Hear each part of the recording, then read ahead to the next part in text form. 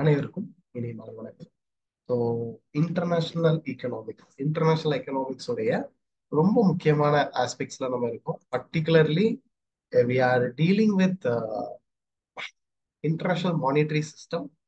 இந்த international monetary சிஸ்டத்துடைய ஒரு பாத் பிரேக்கிங் ஒர்க் அப்படிம்பாங்க. அதாவது எல்லா எக்கனாமிக்ஸ்ல எல்லா துறையிலையும் வளர்ச்சி டெவலப்மெண்ட் ஒன்று இருந்தாலும் இந்த இன்டர்நேஷனல் மானிட்டரி எக்கனாமிக்ஸ்ல இந்த இன்டர்நேஷனல் மானிட்டரி சிஸ்டம்ல அந்த பிரிட்டன் வூட்ஸ் சிஸ்டமுடைய பங்களிப்பு வந்து பாத்தீங்கன்னா இப்போ இல்ல, இன்னொரு 10 ஆண்டு கழிச்சோ, இன்னொரு 15 ஆண்டு கழிச்சோ, இல்ல இன்னொரு 100 ஆண்டு கழிச்சோ நம்ம எடுத்தா கூட கண்டிப்பா இதை டச் பண்ணாம போக முடியாது. ஏன்னா அந்த அளவுக்கு இது ரொம்ப ரொம்ப இம்பார்ட்டன்டான ஒரு இது. ஸோ ப்ரீவியஸ் கிளாஸ்ல வந்து ஒய் ஒயிட் நாட் கீன்ஸ் அப்படின்னு சொல்லி நம்ம ஒரு கொஸ்டினுக்கு பார்த்து ஆன்சர் பண்றோம். அப்போ அந்த இன்டர்நேஷனல் மானிட்டரி சிஸ்டம் அவங்களுடைய பங்களிப்பு என்ன அப்படிங்கிறதெல்லாம் பார்த்தோம். ஸ்பெஷல் டிராயிங் ரைட்ஸ் ஏன் பேப்பர் கோல்டுன்னு கூப்பிடுறாங்கிறதெல்லாம் பார்த்தோம். நம்ம டீடைலிங் பண்ணியிருந்தோம். ஸோ இப்போ வந்து நமக்கு பிஜிடிஆர்பியில் நமக்கு கொஸ்டின் ரொம்ப பேசிக்காக தான் கேட்பாங்க. ரொம்ப அட்வான்ஸ்டாக கேட்டது 2017-19 தான். நம்ம அந்த பெஞ்ச் மார்க்ல அதே அளவு கொஸ்டின் வந்தால் எப்படி ஆன்சர் பண்ணணும் அப்படிங்கிறது தான் நம்ம தயாராகிக்கிட்டு இருக்கோம். ஸோ கொஸ்டின் ஈஸியோ டஃபோ அது கொடுக்குற ஆப்ஷன் தான் தீர்மானிக்கும். ஸோ நம்ம வந்து விகரஸா படிக்க படிக்க நமக்கு அதோடைய அந்த ஆப்ஷன்ஸை எலிமினேட் பண்ணி இதுதான் ரைட் ஆன்சர் அப்படிங்கறத நம்மளால கண்டுபிடிக்கிறதுக்கு அந்த கான்செப்டோடைய டீப்பர் அண்டர்ஸ்டாண்டிங் வேணும். அந்த ஃபவுண்டேஷன் சப்ஜெக்ட்ல இருந்தது அப்படின்னா அது அவங்க கொஸ்டின் எவ்வளவு ட்ரிக்கியா கேட்டாலும் எவ்வளவு ஹார்டா கேட்டாலும் நம்மளால ஈஸியா ஆன்சர் பண்ணிட்டு போயிடலாம். அதுதான் நம்மளுடைய ஸ்ட்ராட்டஜி. ஸோ அப்போ இதுல வந்து நம்ம என்னன்னா ஆஹ் வழக்கமாக நம்ம கிளாஸ் லெக்சர் எப்படி எடுப்போம் அப்படின்னு சொல்லி பாத்தீங்கன்னா last 3 years question paper complete analysis with standardised text book. அதுக்கப்புறம் இந்த வருஷம் கொஸ்டின் கேட்கறாங்க எப்படின்னு சொல்லி ட்ரெண்ட் அனாலிசிஸ் பண்ணி தான் நம்ம எடுப்போம். அப்போ அப்படிங்கிற பட்சத்துல ஐஎம்எஃப் அப்ஜெக்டிவ்ஸ் இந்த போன தடவை எப்பவாச்சும் கேட்டிருந்தாங்கன்னா இந்த தடவை ஃபங்க்ஷன்ஸ் கேட்கலாம் அப்படின்னு சொல்லி பார்த்தோம். அப்ப இதுல வந்து ஒவ்வொரு நுணுக்கமான இப்ப நீங்க ஐஎம்எஃப்னு எடுத்துட்டீங்கன்னா அது ஒரு பெரிய கடல். பட் அதுல நம்ம அந்த சில நுணுக்கமான ஆஸ்பெக்ட்ஸ் மட்டும் தான் ரொம்ப மைக்ரோ ஸ்பெசிபிக்கா கேட்பாங்க சில கொஸ்டின்ஸ். அதுதான் நம்ம ப்ரீவியஸ் கிளாஸஸ்ல பார்த்தோம். அப்போ இதுல வந்து உங்களுக்கு இன்டர்நேஷனல் மானிட்டரி சிஸ்டம்ல கோல்டு கிளாசிக்கல் கோல்டு ஸ்டாண்டர்ட் இருந்தாலும் அதோடைய பின்விளைவுகள் ரொம்ப மோசமா இருந்ததுனால அதோட இம்பாக்ட் பொருளாதாரத்துல அதிகமா தாக்குதல் உண்டானதுனால அதுக்கு மாற்றா வந்ததுதான் இந்த இன்டர்நேஷனல் மானிட்டரி சிஸ்டம்ல அது இந்த யூஎன் கண்டக்ட் பண்ண ஒரு கான்ஃபரன்ஸ். அதுதான் நம்ம பிரிட்டன் வூட்ஸ் சிஸ்டம் செல்லமா கூப்பிடுறோம். அதுல இந்த அவுட்கம் வந்து பாத்தீங்கன்னா இன்டர்நேஷனல் மானிட்டரி ஃபண்ட் தி ஃபண்ட் அப்படிம்பாங்க. இந்த ஃபண்ட் வந்ததுக்கான நோக்கம் அதுல இவரோட கான்ட்ரிபியூஷன் என்ன, ஹாரி டெக்ஸ்டர் ஒயிட்டோட கான்ட்ரிபியூஷன் என்ன, ஜான் மினார் கீன்ஸோட கான்ட்ரிபியூஷன் என்னங்கிறதெல்லாம் பார்த்தோம். இதுல அதுக்கப்புறம் வந்து ஒரு கண்ட்ரிக்கு பேலன்ஸ் ஆஃப் பேமெண்ட் ப்ராப்ளம் வந்து அதை எப்படி அட்ரஸ் பண்ணுவாங்க அப்படிங்கிறதையும் பார்த்தோம். அதுக்கப்புறம் என்ன நடந்துச்சு, அதாவது ஐஎம்எஃப் உருவாயிருச்சு. பிரிட்டன் வூட்ஸ் சிஸ்டத்தோட ஃபங்க்ஷன்ஸை எக்ஸிக்யூட் பண்றதுக்கு ஒரு ஆர்கனைசேஷன் தேவைப்பட்டுச்சு. அதை எக்ஸிக்யூட் பண்ணியாச்சு.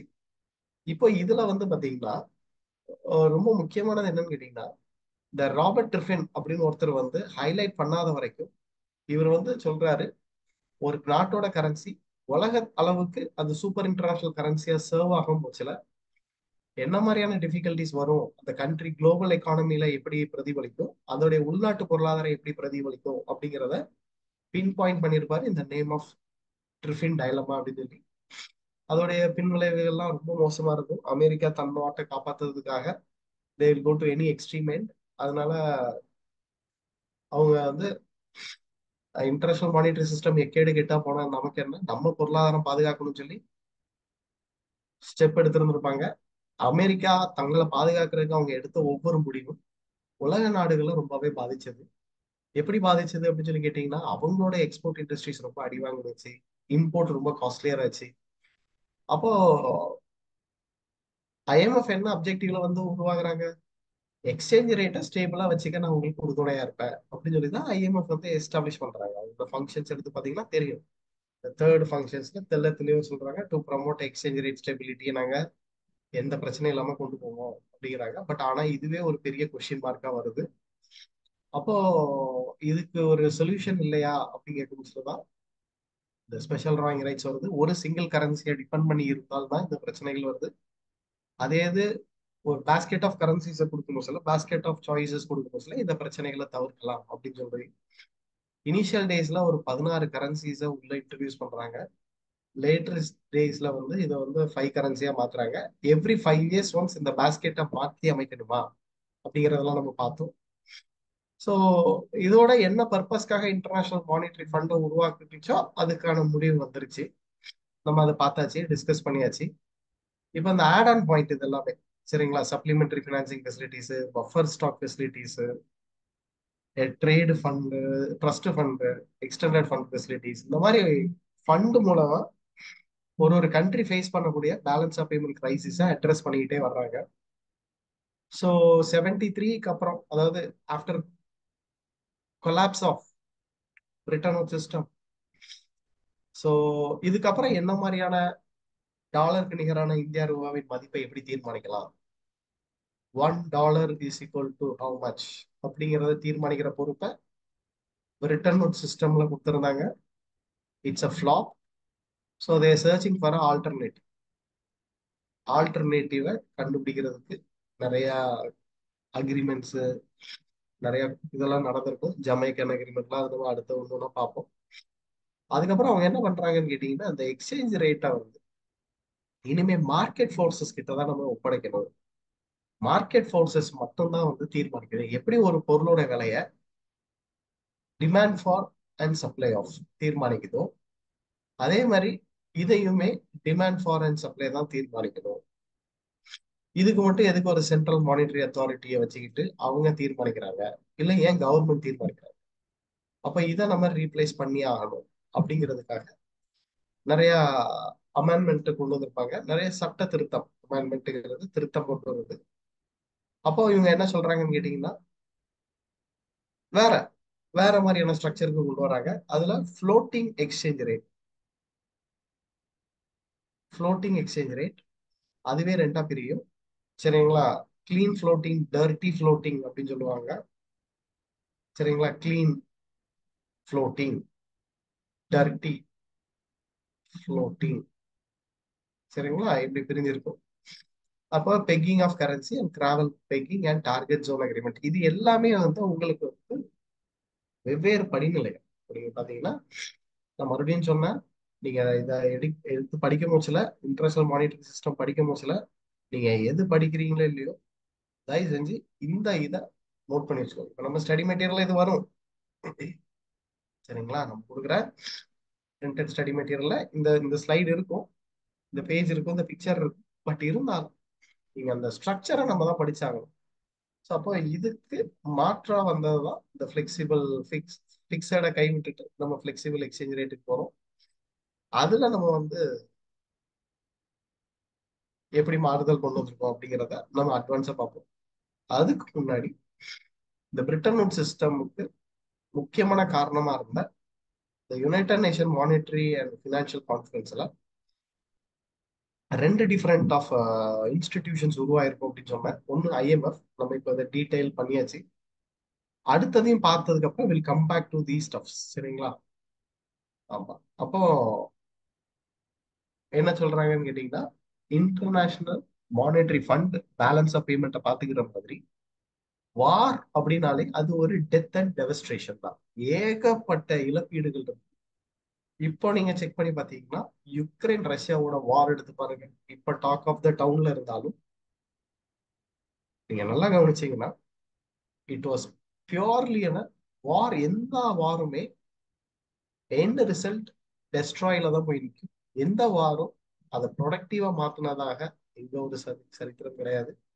அப்போ என்ன சொல்றாங்கன்னு கேட்டீங்கன்னா, இந்த வார் அப்படிங்கிறது பிசிக்கல் இன்ஃப்ராஸ்ட்ரக்சர் எத்தனையோ ஆயிரம் உயிர்களை எடுத்திருந்தாலும் அந்த வார்ல இறந்தது அல்லாத உயிரோட வாழ்ற மக்களுக்கு தேவையான எசென்சியலான சில இன்ஃப்ராஸ்ட்ரக்சரை வந்து டேமேஜ் ஆயிருக்கு. பர்டிகுலர்லி இந்த இன்ஃப்ராஸ்ட்ரக்சர்னு சொல்ல முடியல, physical infrastructure and social infrastructure நம்ம ரெண்டா பிரிப்போம். அதுல இந்த பிசிக்கல் இன்ஃப்ராஸ்ட்ரக்சர் அப்படிங்கிறது பில்டிங்ஸை குறிக்கும், ரோட்ஸ், பிரிட்ஜஸ், டேம் இதை குறிக்கும். வேற சோஷியல் இன்ஃப்ராஸ்ட்ரக்சர் அப்படிங்கிறது வந்து பாத்தீங்கன்னா உங்களுக்கு ஹெல்த் அண்ட் எஜுகேஷனை குறிக்கும். ஸோ நம்ம இதுவே தான் நம்ம அந்த Kerala model versus Gujarat model அப்படிங்கறத நம்ம படிப்போம் இந்தியன் எக்கனாமிக்ஸ்ல. ஸோ பிசிக்கல் இன்ஃப்ராஸ்ட்ரக்சர் வேண்டாம், நாங்க சோஷியல் இன்ஃப்ராஸ்ட்ரக்சர்லயே பொருளாதாரத்தை வளர்க்குறோம் அப்படின்னு சொல்லி கிளம்புன கவர்மெண்ட், கேரளா கவர்மெண்ட், அதை கேரளா மாடல் இல்ல, நாங்க வந்து பில்டிங்ஸ் மேனுஃபேக்சரிங் யூனிட்ஸை எஸ்டாப்ளிஷ் பண்ணி அது மூலமா பொருளாதாரத்துல வளர்றோம் அப்படின்னு சொல்லி கிளம்புனது குஜராத். ஸோ அது என்னவா இருந்தாலும் வளர்ச்சிக்கு இன்ஃப்ராஸ்ட்ரக்சர் தேவைப்படுது. அதுவும் வாருக்கு அப்புறம், வார் டான் கண்ட்ரிஸ், அது ஒரு மேன்மேடு டெஸ்ட்ராய் வாருங்கிறது. அப்ப அதுல வந்து மறுசீரமைக்கிறங்கிறது ரொம்ப லாங் ப்ராசஸ். உடனே எல்லாம் வந்து இடிஞ்சு போன ட்வின் டவரோ, இடிஞ்சு போன ஒரு பில்டிங்கோ, உடனே பேர்ல் ஹார்பரோ உடனே அதை இது பண்ண முடியாது, ரீவேம் பண்ண முடியாது. It takes a due course of time. அப்போ அது ஒரு லாங் டேர்ம் எடுத்துக்கும். அப்போ லாங் டேர்ம் ஃபினான்ஸ் பண்றதுக்காக ஒரு அமைப்பு தேவைப்படுது. அப்போ அந்த பொறுப்பை யார்கிட்ட ஒப்படைக்கிறாங்கன்னு கேட்டீங்கன்னா ஐபிஆர்டி. நான் ஸ்பெசிஃபை பண்ணி சொல்றேன், ஐபிஆர்டின்னு சொல்றேன்னா அது பின்னாடி காரணம் இருக்குது. வேர்ல்டு பேங்க் நான் சொல்லலை அப்படின்னா அதுக்கு பின்னாடி ஒரு காரணம் இருக்குது. ஏன்னா நம்ம டெக்ஸ்ட் புக்ல எல்லாம் ஒன்று படிச்சிருப்போம், IBRD is also known as world Bank படிச்சிருப்போம். முற்றிலும் தவறான வாக்கியம், தயவு செஞ்சு அதை நம்பாதீங்க. That is not a true statement. IBRD is also known as World பேங்க்ங்கிறது தவறானது. அப்ப எது கரெக்ட்ங்கிறத பார்ப்போம். அதுக்கு முன்னாடி இந்த IBRD, international bank for reconstruction and development, இந்த ஒரு அமைப்பு ஒரு ஒரு உன்னதமான ஒரு அப்ஜெக்டிவ்ஸோட உருவாகுது. என்னன்னு சொல்லி பாத்தீங்கன்னா, அவர் dream is world free of power. வறுமை இல்லா உலகத்தை நம்ம வந்து உருவாக்கணும். ஏன்னா வேர்ல்டு பேங்க், அதாவது ஐபிஆர்டி ஸ்ட்ராங்கா என்ன பிலீவ் பண்றாங்க அப்படின்னு சொல்லி பாத்தீங்கன்னா, பாவர்ட்டி அப்படிங்கிறது ஒரு மேன் மேட் டிசாஸ்டர், மனுஷனால உருவாக்கப்பட்டது அந்த வறுமைங்கிறது. அப்போ ஆப்வியஸ்லி அந்த மனுஷன்ட்ட கண்டிப்பா சொல்யூஷன்ஸ் இருக்கும், தீர்வு இருக்கும். அப்ப அதை ஒழிச்சாலே போதும், மக்களோட ஸ்டாண்டர்ட் ஆஃப் லிவிங் அதிகரிச்சிடும். மக்களோட ஸ்டாண்டர்ட் ஆஃப் லிவிங் அதிகரிச்சிருச்சுனாலே எக்கானமி க்ரோ ஆகுது அப்படிங்கிறத மையமா வச்சு உருவாகுது. இது வேற ஒண்ணும் கிடையாது, வேர்ல்டு பேங்கோடைய என்ட்ரன்ஸ். இப்போ எப்படி வந்து நம்ம ஒவ்வொரு காலேஜஸ், ஸ்கூல்ஸ், நம்ம படிச்ச பள்ளிகள்லாம் போகுச்சுல ஒவ்வொரு இதுலயும் மோட்டோஸ் வச்சிருப்பாங்களோ, இப்போ என்னுடைய பிஜி காலேஜோட மோட்டோ யா அல்லா இன்க்ரீஸ் மை நாலேஜ். என்னோட UG college motto be first or be with the first. என்னோட school motto arise awake shine. சரிங்களா? இதுதான் வந்து மோட்டோ. அதே மாதிரி வேர்ல்டு பேங்கோடைய மோட்டோ, ஐபிஆர்டி, சாரி, ஐபிஆர்டியோட motto our dream is a world free of power. அப்போ பாவர்ட்டியை வந்து எப்படி நம்ம எராடிகேட் பண்ணலாம் அப்படிங்கிற பட்சத்துல இவங்களுக்கு தெரிஞ்சதெல்லாம் ஒண்ணே ஒண்ணுதான், எப்படியாச்சும் வறுமையை ஒழிக்கணும் அப்படின்னா அந்த இடத்துல growth இருக்கணும், பொருளாதார வளர்ச்சி இருக்கணும். அந்த பொருளாதார வளர்ச்சி ரேப்பிடா இருக்கணும். அந்த ரேப்பிடா இயங்குறதுக்கு ரொம்ப தேவையானது அந்த இன்ஃப்ராஸ்ட்ரக்சர், உள்கட்டமைப்பு அப்படின்னு அழைக்கக்கூடியது. ஸோ நீங்க பாத்தீங்கன்னா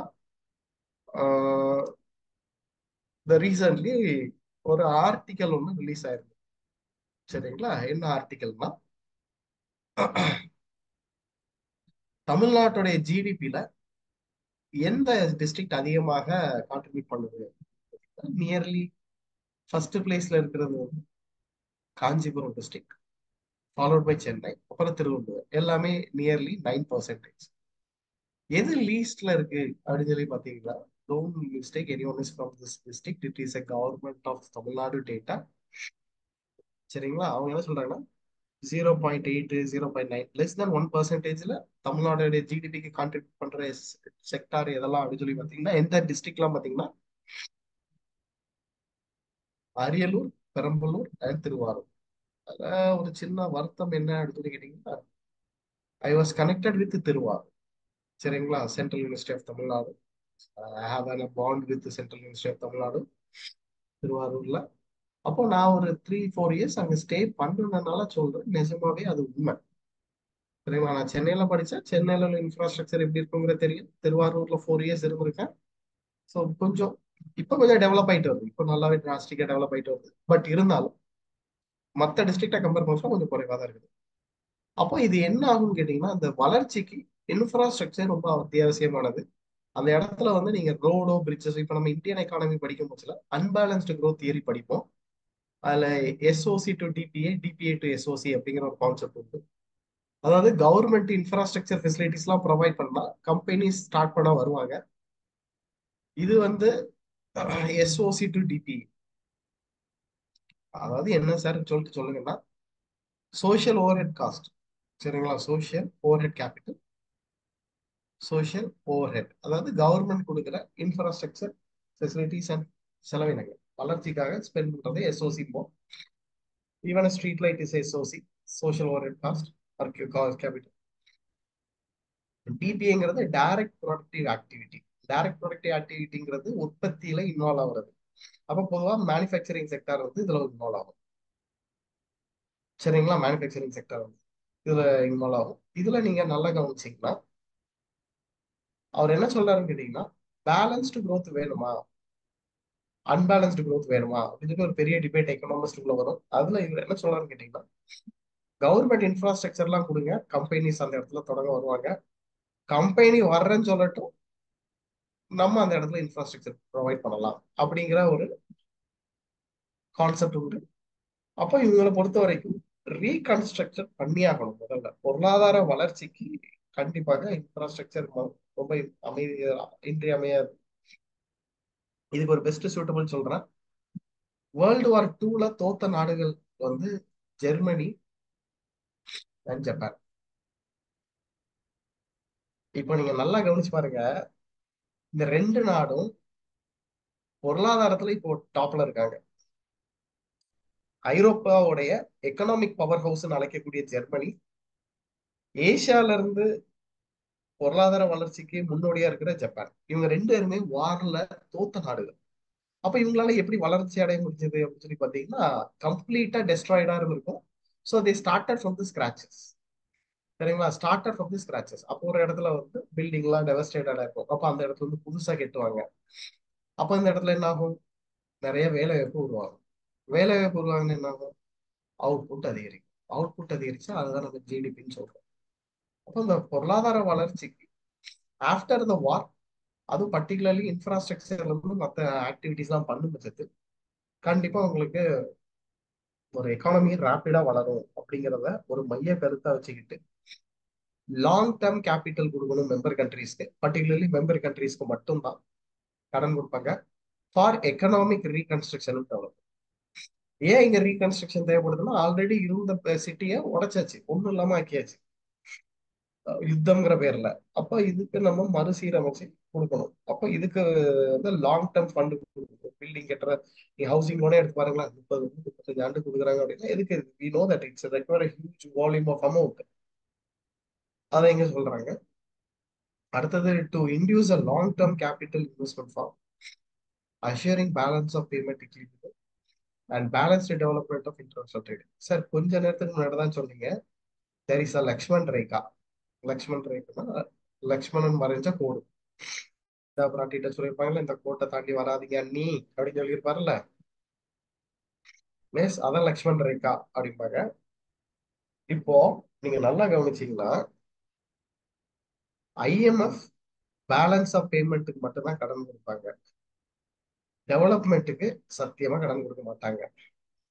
அதே மாதிரி ஐபிஆர்டி வந்து பாத்தீங்கன்னா எக்காரத்தை கொண்டும் பிஓபிக்கு கடனே கிடையாது.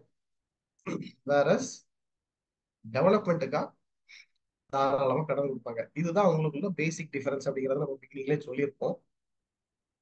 அப்போ நீங்க சார் இங்க வந்து பேலன்ஸ் ஆஃப் பேமெண்ட் வருதே அப்படின்னு சொல்லி பாத்தீங்கன்னா, நல்லா கூர்ந்து கவனிச்சீங்கன்னா அதுல உள்ள சென்டென்ஸ் மாறுபடும். இங்க பாருங்க, induce long term capital investment for assuring balance of payment. அப்போ ஒரு கண்ட்ரில பேலன்ஸ் ஆஃப் பேமெண்ட் டிஸ்இக்லிபிரியமா இருக்கு அப்படிங்கிற பட்சத்தில், டிஸ்இக்லிபிரியமா இருக்கும் பட்சத்தில் இந்த இடத்துல என்ன பண்ணுவாங்கன்னு கேட்டீங்கன்னா, எக்ஸ்போர்ட்டை ஊக்குவிக்கணும். சரிங்களா? எக்ஸ்போர்ட்டை ஊக்குவிக்கணும். அப்ப அதுக்கு என்ன பண்ணலாம்? ஸ்பெஷல் எக்கனாமிக் ஜோன் உருவாக்கலாம். சரிங்களா? அடுத்தது மெப்ஸ், எக்கனாமிக் ஓரியன்ட், சரி எக்ஸ்போர்ட் ஓரியன்ட் யூனிட்ஸ், இஓயு. இந்த மாதிரி நிறைய இந்த இண்டஸ்ட்ரியல் ஜோன்ஸை உருவாக்கலாம். சரிங்களா? இண்டஸ்ட்ரியல் ஜோன்ஸை நிறைய உருவாக்கலாம். அப்போ அப்படி உருவாக்குறதுனால உங்களுக்கு இப்போ பாத்தீங்கன்னா ஸ்பெஷல் எக்கனாமிக் ஜோன் நீங்க ஓபன் பண்றாங்கன்னு வச்சுக்கோங்க, இங்க முதலீடு பண்றதுக்கு நிறைய கம்பெனிஸ் வருவாங்க. நிறைய கம்பெனிஸ் வருவாங்க. கேபிட்டல் இன்வெஸ்ட்மெண்ட் அட்ராக்ட் பண்ண முடியும். அதனால இந்த ஸ்பெஷல் எக்கனாமிக் ஜோனோட பியூட்டி என்ன, எக்ஸ்போர்ட் ஓரியன்ட் யூனிட்ஸோட பியூட்டி என்னன்னா, இந்த இடத்துல தயாரிக்கிற பொருட்களை நீங்க ஏற்றுமதி மட்டும்தான் பண்ண முடியும். ஸ்பெஷல் எக்கனாமிக் ஜோனுடைய ஸ்பெஷாலிட்டி இப்ப நீங்க பாத்தீங்கன்னா, இந்தியாவிலே முதலாவதாக உருவாக்கப்பட்ட ஸ்பெஷல் எக்கனாமிக் ஜோன் வந்து கண்டலா, குஜராத் மாநிலத்தில் இருக்கு. 1965 அந்த காலகட்டங்களில் உருவாக்கியிருப்பாங்க. இந்த ஸ்பெஷல் எக்கனாமிக் ஜோனுடைய டாப் நாச் விஷயம் என்ன அப்படின்னு சொல்லி பாத்தீங்கன்னா, இந்த இடத்துல they are having with only one objective, whatever produced under the SEZ special economic ஜோன்ல உற்பத்தி ஆகிற பொருட்களை நீங்க ஏற்றுமதி மட்டும்தான் பண்ணணும். அப்போ வெளிநாட்டுல இருந்து முதலீடு அட்ராக்ட் பண்றதுக்காக சிறப்பு பொருளாதார மண்டலத்தை உருவாக்குறாங்க ஸ்பெஷல் எக்கனாமிக் ஜோன். அதுல நிறைய ஃபாரின் கம்பெனிஸ் வர்றதுனால ஒரு கேபிட்டல் இன்வெஸ்ட்மெண்ட் இங்க வருது இந்தியால. ஃபாரின் டைரக்ட் இன்வெஸ்ட்மெண்ட், அந்நிய நேரடி முதலீடுங்கிற பேர்ல. இது என்ன ஆகுதுன்னு கேட்டீங்கன்னா, எக்ஸ்போர்ட் பண்ண பேலன்ஸ் ஆஃப் பேமெண்ட் இக்லிபிரியம் ஆகுது. ஸோ அந்த இடத்துல balanced development of international trade சாத்தியமாகுது. அப்போ நேரடியா பேலன்ஸ் ஆஃப் பேமெண்ட்டுக்கு கடன் உதவி கொடுக்காத பட்சத்தில், கொடுக்காதனாலும் they are trying their level best to open up many special economic zones so that export அதிகரிக்கும் அப்படிங்கிறது, எக்ஸ்போர்ட் அதிகரிக்கும் அப்படிங்கிற ஒரு நோக்கமா தான் இது. அதே மாதிரி to promote capital investment in member countries by following way, என்ன பண்ணுவாங்கன்னு கேட்டீங்கன்னா, வெளிநாட்டுகள்ல இருக்கிற ஆர்கனைசேஷன்ஸை இந்தியாவில முதலீடு பண்றதுக்கு ஊக்குவிப்பாங்க. போங்க, இந்தியா மாதிரி கண்ட்ரில உங்களுக்கு ஜிஎஸ்டி கொண்டு வந்துட்டாங்க, டாக்ஸேஷன் சிஸ்டம் ரொம்ப சிம்பிளிஃபைடு பண்ணிட்டாங்க, அங்க வந்து உங்களுக்கு வந்து ப்ரொடக்ஷன் லிங்க்டு இன்சென்டிவ் ஸ்கீம் இருக்குது, மேக் இன் இந்தியான்னு கொண்டு வந்திருக்காங்க. ஸோ இந்த மாதிரி நிறைய நல்ல விஷயங்கள்லாம் இருக்குது. நீங்க அது அங்க டீமோகிராபிக் டிவிடெண்ட் இருக்குது, ஒர்க்கிங் ஏஜ் குரூப் வந்து ரொம்ப ஜாஸ்தியா இருக்கு, மோர் தென் 50% இருக்கு. 2060கள் வரைக்கும் இந்தியா தான் யங்கஸ்ட் கண்ட்ரியா இருக்கும். அதனால நீங்க உங்களுக்கு லேபர் ஃபோர்ஸ்க்கு பஞ்சமே கிடையாது. அதனால நீங்க தாராளமா வெளிநாடு கம்பெனிஸ் எல்லாம் போய் இந்தியால பிசினஸ் ஸ்டார்ட் பண்ணுங்க. இது உங்களுக்கு வந்து ஒரு கோல்டன் ஆப்பர்ச்சுனிட்டி. நீங்களும் சீப் லேபர், சீப் ரிசோர்சஸ், நல்ல ரிச் கண்ட்ரில போயிட்டு நீங்க நிறைய உற்பத்தி பண்ணீங்கன்னா உங்களுக்கும் ப்ராஃபிட் கிடைக்கும் அப்படின்னு சொல்லி பர்சியூட் பண்ணு பிரைவேட் ஆர்கனைசேஷனா எப்பயாச்சும் இந்தியா மாதிரி கண்ட்ரில, டெவலப்பிங் கண்ட்ரீஸ்ல கொண்டு வந்து சேர்க்கறது இவங்க வேலை பார்ப்பாங்க. அதே மாதிரி அப்படியும் யாரும் முன் வரல இன்வெஸ்ட்மெண்ட் பண்ண அப்படின்னா இவங்களே முதலீடு பண்ணுவாங்க. ஈவன் கேரண்டி கொடுக்குறேன், நீங்க தாராளமா இந்தியால போய் இன்வெஸ்ட் பண்ணுங்கன்னு சொன்னாலும் அப்படி யாரும் முன் வராத பட்சத்தில் IBRD they use to provide loan ஆன கன்சிடரேட், சரிங்களா, கண்டிஷன்ஸ் எல்லாம் கொடுப்பாங்க. அது போக இப்போ வார் இல்லாத பட்சத்துல, வேர்ல்டு வார் 2 முடிஞ்சது, வேர்ல்டு வார் 3 ஒண்ணு இப்ப இல்ல, வரக்கூடாதுன்னு வேண்டிப்போம். இப்போ இந்த வேர்ல்டு வார் 2ல அந்த பில்டிங்ஸ் எல்லாம் ரெனோவேட் பண்ணியாச்சு, ரீகன்ஸ்ட்ரக்ட் பண்ணியாச்சு. அப்ப அதோட வேர்ல்டு பேங்க் ஐபிஆர்டி இழுத்து மூடிடலாமா அப்படின்னு கேட்டீங்கன்னா கிடையாது. வார் டைம்ல ப்ராஜெக்ட் கொண்டு வர மாதிரி டெவலப்மெண்ட்டுக்கும் நிறைய ப்ராஜெக்ட் கொண்டு வரணும். ஈவன் அந்த பீஸ் டைம், அமைதியை விரும்புற பொருளாதாரத்துல, சண்டே இல்ல, இப்ப எல்லாம் சுமூகமா போயிட்டு இருக்கு அப்படிங்கிற விஷயத்துல, அந்த இடத்துல கூட நம்ம ஒரு பீஸ்ஃபுல் எக்கானமி இருக்கு, அந்த இடத்துலயும் இன்னும் பெட்டர் ஆக்கணும், லிவிங் கண்டிஷன் இன்னும் பெட்டர் ஆக்கணும், அதுக்கு ஏதாவது வழிமுறைகள் பண்ணலாமா. அப்போ வார் டைம்ல மட்டும்தான் நாங்க வந்து உங்களுக்கு சப்போர்ட் பண்ணுவோம்லாம் கிடையாது. ஈவன் பீஸ் டைம் ஆல்சோ உங்க பொருளாதாரம் வளர்ச்சிக்காக நாங்க எங்களால முடிஞ்ச உறுதுணையா நிற்போம் அப்படின்னு சொல்றாங்க. ஸோ இதுக்கு வந்து பாத்தீங்கன்னா எப்போதும் ஒரு அமெரிக்கனை தான் வந்து பிரசிடென்டா போடுவாங்க, வேர்ல்டு பேங்க் பிரசிடென்டா. சார் ஒன்னு world bank president Joe Biden இருக்காரு சார், இன்னொருத்தர் இந்தியன் மாதிரிலாம் இருக்காரு அப்படின்னு கேட்டீங்கன்னா, yes, is a Indian born NRI, now is a US citizen. So Ajay Banga is a current world bank president. So உங்களுக்கு போன டிஆர்பி முடிஞ்சதுக்கு அப்புறம் தான் இந்த அப்பாயின்மெண்ட் நடந்தது. ஸோ இந்த தடவை கொஸ்டின் செட் பண்றவங்க ரொம்ப கிளவரா வேர்ல்டு பேங்கோட பிரசிடென்ட் யாரு, நீங்க அப்டேட்டடா இருக்கீங்களா தெரிஞ்சுக்கிறதுக்காக ஒரு லைன்ல கேட்டுட்டு போயிடலாம். வேர்ல்டு பேங்கோட பிரசிடென்ட் யாரு? ஆப்ஷன் ஏ கீதா கோபிநாத், ரகுராம் ராஜன், அப்படின்னு சொல்லி கொடுத்துட்டு அஜய் பங்கா அப்படின்னு சொல்லி ஒரு நேம் கொடுத்துருப்பாங்க. ஸோ தயவு செஞ்சு அஜய் பங்கா தான் வேர்ல்டு பேங்க் பிரசிடென்ட், நோட் பண்ணி வச்சுக்கோங்க, அப்டேட்டட் நியூஸ். இதுக்கு முன்னாடி டேவிட் மால்பஸ் அப்படின்னு ஒருத்தர் இருந்தாங்க, அவங்க ரிட்டையர்ட் ஆயிட்டாங்க. அதுக்கப்புறம் அந்த பொசிஷனுக்கு இவங்க வந்திருக்காங்க. ஸோ அப்போ சார் நீங்க இந்த கிளாஸ்ல ஒரு 5 10 15 தடவையாச்சும் டெவலப்மெண்ட் டெவலப்மெண்ட் சொல்லியிருப்பீங்க. வேர்ல்டு பேங்க் இந்தியால அப்படி டெவலப்மெண்ட்டுக்கு ஏதாவது ப்ராஜெக்ட் பண்றாங்களா அப்படின்னு கேட்டீங்கன்னா ஏராளம் தாராளம் ஏகப்பட்டது இருக்கு. பட் இங்க வந்து உங்களுக்கு ரொம்ப ஃபேமஸான ரொம்ப ஃபெமிலியரான ஸ்கீம்ஸை மட்டும் நான் சொல்றேன். அது போக நிறைய இருக்கு. அது என்னலாங்கிறதையும் சொல்லிடுறேன், நோட் பண்ணி வச்சுக்கோங்க. பட் இப்போ இந்த நீங்க பாக்குற ஸ்கீம்ஸ் எல்லாம் வேர்ல்டு பேங்கோடைய ஃபண்டட் ப்ராஜெக்ட். வேர்ல்டு பேங்கோடைய நிதி உதவியின் பேர்ல இந்தியால நடைமுறையில இருக்கிற சில வெல்ஃபேர் ஸ்கீம்ஸ் என்னலாங்கிறத பார்த்துடலாம். First, skill India. நான் சொன்னேன் முன்னாடியே 2060 வரைக்கும் இந்தியால ஒர்க்கிங் ஏஜ் குரூப், அதாவது 16 வயசுல இருந்து 59 வரைக்கும் ஒர்க்கிங் ஏஜ் குரூப் அப்படிப்பாங்க. அப்போ இந்த ஒர்க்கிங் ஏஜ் குரூப்பை தான் நம்ம டெமோகிராபிக் டிவிடெண்ட் அப்படிம்பாங்க. ஏன்னா இது நமக்கு வந்து ஒர்க்கிங் ஃபோர்ஸஸ் நிறைய இருக்கு. இந்த இடத்துல நம்ம வந்து மேனுஃபேக்சரிங் செக்டர்லாம் கொண்டு வந்துட்டோம் அப்படின்னா நம்ம டாப் எக்கானமியே வந்துருவோம். அப்போ அந்த ஒர்க்கிங் ஏஜ் குரூப்பை நம்ம வந்து வேஸ்ட் பண்ணிடக்கூடாது. இப்போ நீங்க பாத்தீங்கன்னா இந்த 16ல இருந்து 59 வயசு வரைக்கும் தான் இந்தியாவில் நிறைய பீப்புள் இருக்காங்க. அதுல யாரு மெஜாரிட்டி இருக்காங்க கேட்டீங்கன்னா போத் விமன் அண்ட் மேல், மேல் அண்ட் ஃபீமேல் ஈக்குவலா தான் இருக்காங்க. அப்போ மேல் எந்த அளவுக்கு வளர்றாங்களோ அதே அளவு ஃபீமேலும் இருக்காங்க. அப்போ ரெண்டு பேரையுமே நம்ம எம்ப்ளாய்மெண்ட் ஆப்பர்ச்சுனிட்டி கிரியேட் பண்ணி கொடுக்கணும். அதுதான் கவர்மெண்டோட. அதுக்காக தான் இந்த ஜெண்டர் பட்ஜெட்டிங் டைப்ஸ் ஆஃப் பட்ஜெட்ல நம்ம படிப்போம். ஜெண்டர் பட்ஜெட் அப்படின்னு தூங்க வரும், படிப்போம் நம்ம. இப்போ இதுல என்ன சொல்றாங்கன்னு கேட்டீங்கன்னா ஃபேமஸான ஸ்கீம்ஸ் என்னன்னு கேட்டீங்கன்னா இந்த டீமோகிராபிக் டிவிடெண்ட்டை அட்ராக்ட் பண்ற மாதிரி அவங்களுக்கு வேலை வாய்ப்பை உருவாக்கணும். அப்போ அவங்களுக்கு ஸ்கில் வேணும். ஸ்கில் இல்லாததுனால உருவாகிற அன்எம்ப்ளாய்மெண்ட் என்னன்னு கேட்டீங்கன்னா ஸ்ட்ரக்சரல் அன்எம்ப்ளாய்மெண்ட். அதாவது பொதுவாகவே மேக்ரோ எக்கனாமிக்ஸ்ல நம்ம அன்எம்ப்ளாய்மெண்ட்டை பேசிக்கா 3 தான் கிளாசிஃபை பண்ணுவோம். நம்ம இந்தியன் கான்டெக்ட்ல அது நிறைய உண்டு. பட் பேசிக்காவே மேக்ரோ எக்கனாமிக்ஸ்ல ஃபேமஸான அன்எம்ப்ளாய்மெண்ட் எதெல்லாம் கேட்டீங்கன்னா சீசனல், ஃப்ரிக்ஷனல், ஸ்ட்ரக்சரல், அப்புறம் சைக்கிளிக்கல் உண்டு. சரிங்களா? சைக்கிளிக்கல்.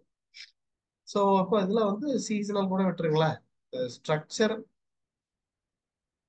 சைக்கிளிக்கல், சரிங்களா? Structural unemployment, cyclical unemployment and ரொம்ப முக்கியமானது இந்தியால ஃபேமஸ் இருக்கிற அன்எம்ப்ளாய்மெண்ட் இதுதான். ஃபேமஸ்ன்னு நான் சொல்ல சர்காஸ்டிக்கா தான் சொல்றேன். இந்தியால அதிகமான மக்கள் வேலை இல்லாத இருக்கிற காரணம் ஸ்ட்ரக்சரல் அன்எம்ப்ளாய்மெண்ட் தான். ஃப்ரிக்ஷனல் அன்எம்ப்ளாய்மெண்ட் வந்து ஒரு ஜாப்ல நான் ரிசைன் பண்ணி இன்னொரு ஜாப்ல நான் ஜாயின் பண்ற இடைப்பட்ட காலகட்டங்கள்ல அன்எம்ப்ளாய்டா இருப்பேன், அது பிரச்சனை இல்லை. சைக்கிளிக்கல் அன்எம்ப்ளாய்மெண்ட் ரொம்ப ஆபத்தானது. எக்கானமில பிசினஸ் சைக்கிள்ல ரெசெஷன் வரமுச்சுல உருவாகிறது. ஒருத்தருக்கு ஸ்கில் இல்லை, அதனால வேலை இல்லை அப்படின்னு ஏகப்பட்ட பேர் இந்தியால இருக்காங்க. ஸ்கில் இருந்ததுன்னா அவங்களுக்கு வேலை கிடைச்சிருக்கும். இப்போ ஃபார் எக்ஸாம்பிள் என்னோட வீடு பக்கத்துல டிடிபி ஆபரேட்டர் வேலைக்கு தேவை என்பது ஒரு வாரமா போர்டு தொங்கிட்டு இருக்கு. அப்ப அந்த ஜாபுக்கு நான் அப்ளை பண்ண முடியுமானா பண்ண முடியாது. ஏன்னா எனக்கு டிடிபி இல்லை, தெரியாது. இப்ப அதே இது நான் டிடிபி முடிச்சிருந்தேன்னா எனக்கு அந்த ஜாப் கிடைச்சிருக்கும். கரெக்டா? எனக்கு அந்த ஜாப் கிடைச்சிருக்கும். எனக்கு ஸ்கில் இல்லை, அதனால வேலை இல்லை. ஸ்கில் இருந்தா எனக்கு வேலை கிடைச்சிருக்கும். அப்போ அந்த ஸ்கில்ல என்ஹான்ஸ் பண்றதுக்காக ஸ்கில் இந்தியா அப்படின்னு ஒரு ப்ரோக்ராம் இருக்கு. இதுக்கு கீழே சங்கல்ப் அண்ட் ஸ்ட்ரைப்,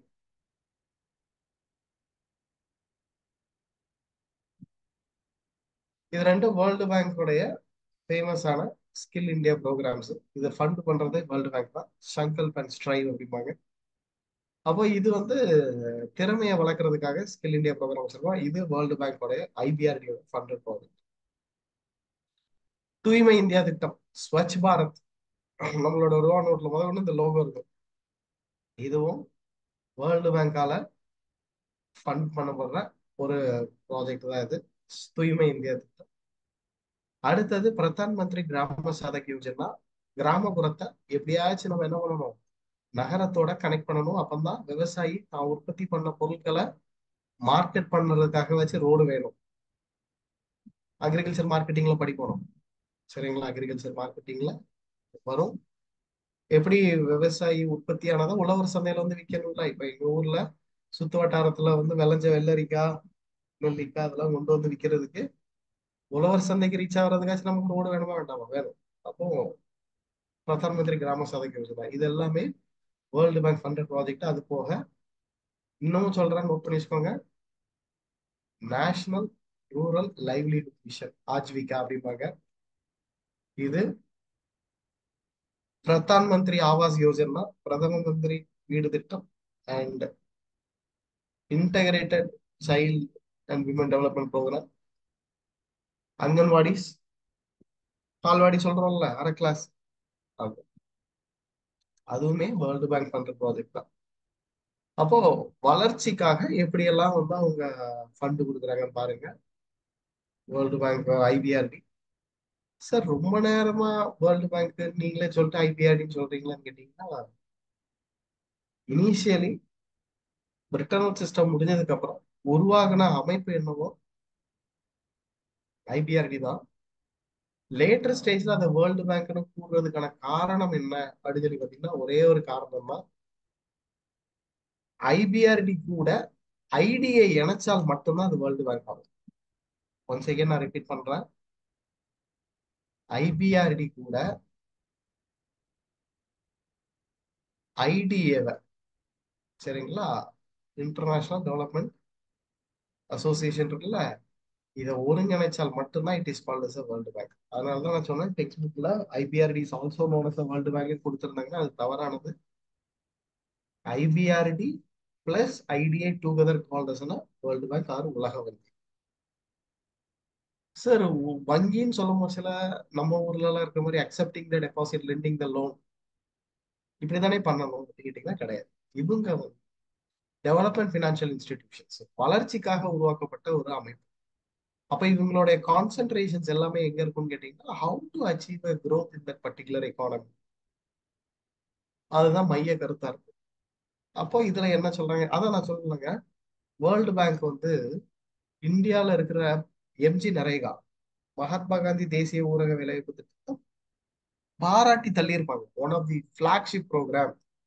இந்த மாதிரி திட்டத்தெல்லாம் நீங்க வேர்ல்டு ஃபுல்லா இம்ப்ளிமெண்ட் பண்ணீங்கன்னா அவங்களுக்கு ஒரு டீசென்ட் ஸ்டாண்டர்ட் ஆஃப் லிவிங் வாழலாம் அப்படின்னு சொல்லி வேர்ல்டு பேங்கே ரெகக்னைஸ் பண்ண ஒரு பிரெயின் சைல்டு தான் நம்மளோட இந்த மகாத்மா காந்தி தேசிய ஊரக வேலைவாய்ப்பு.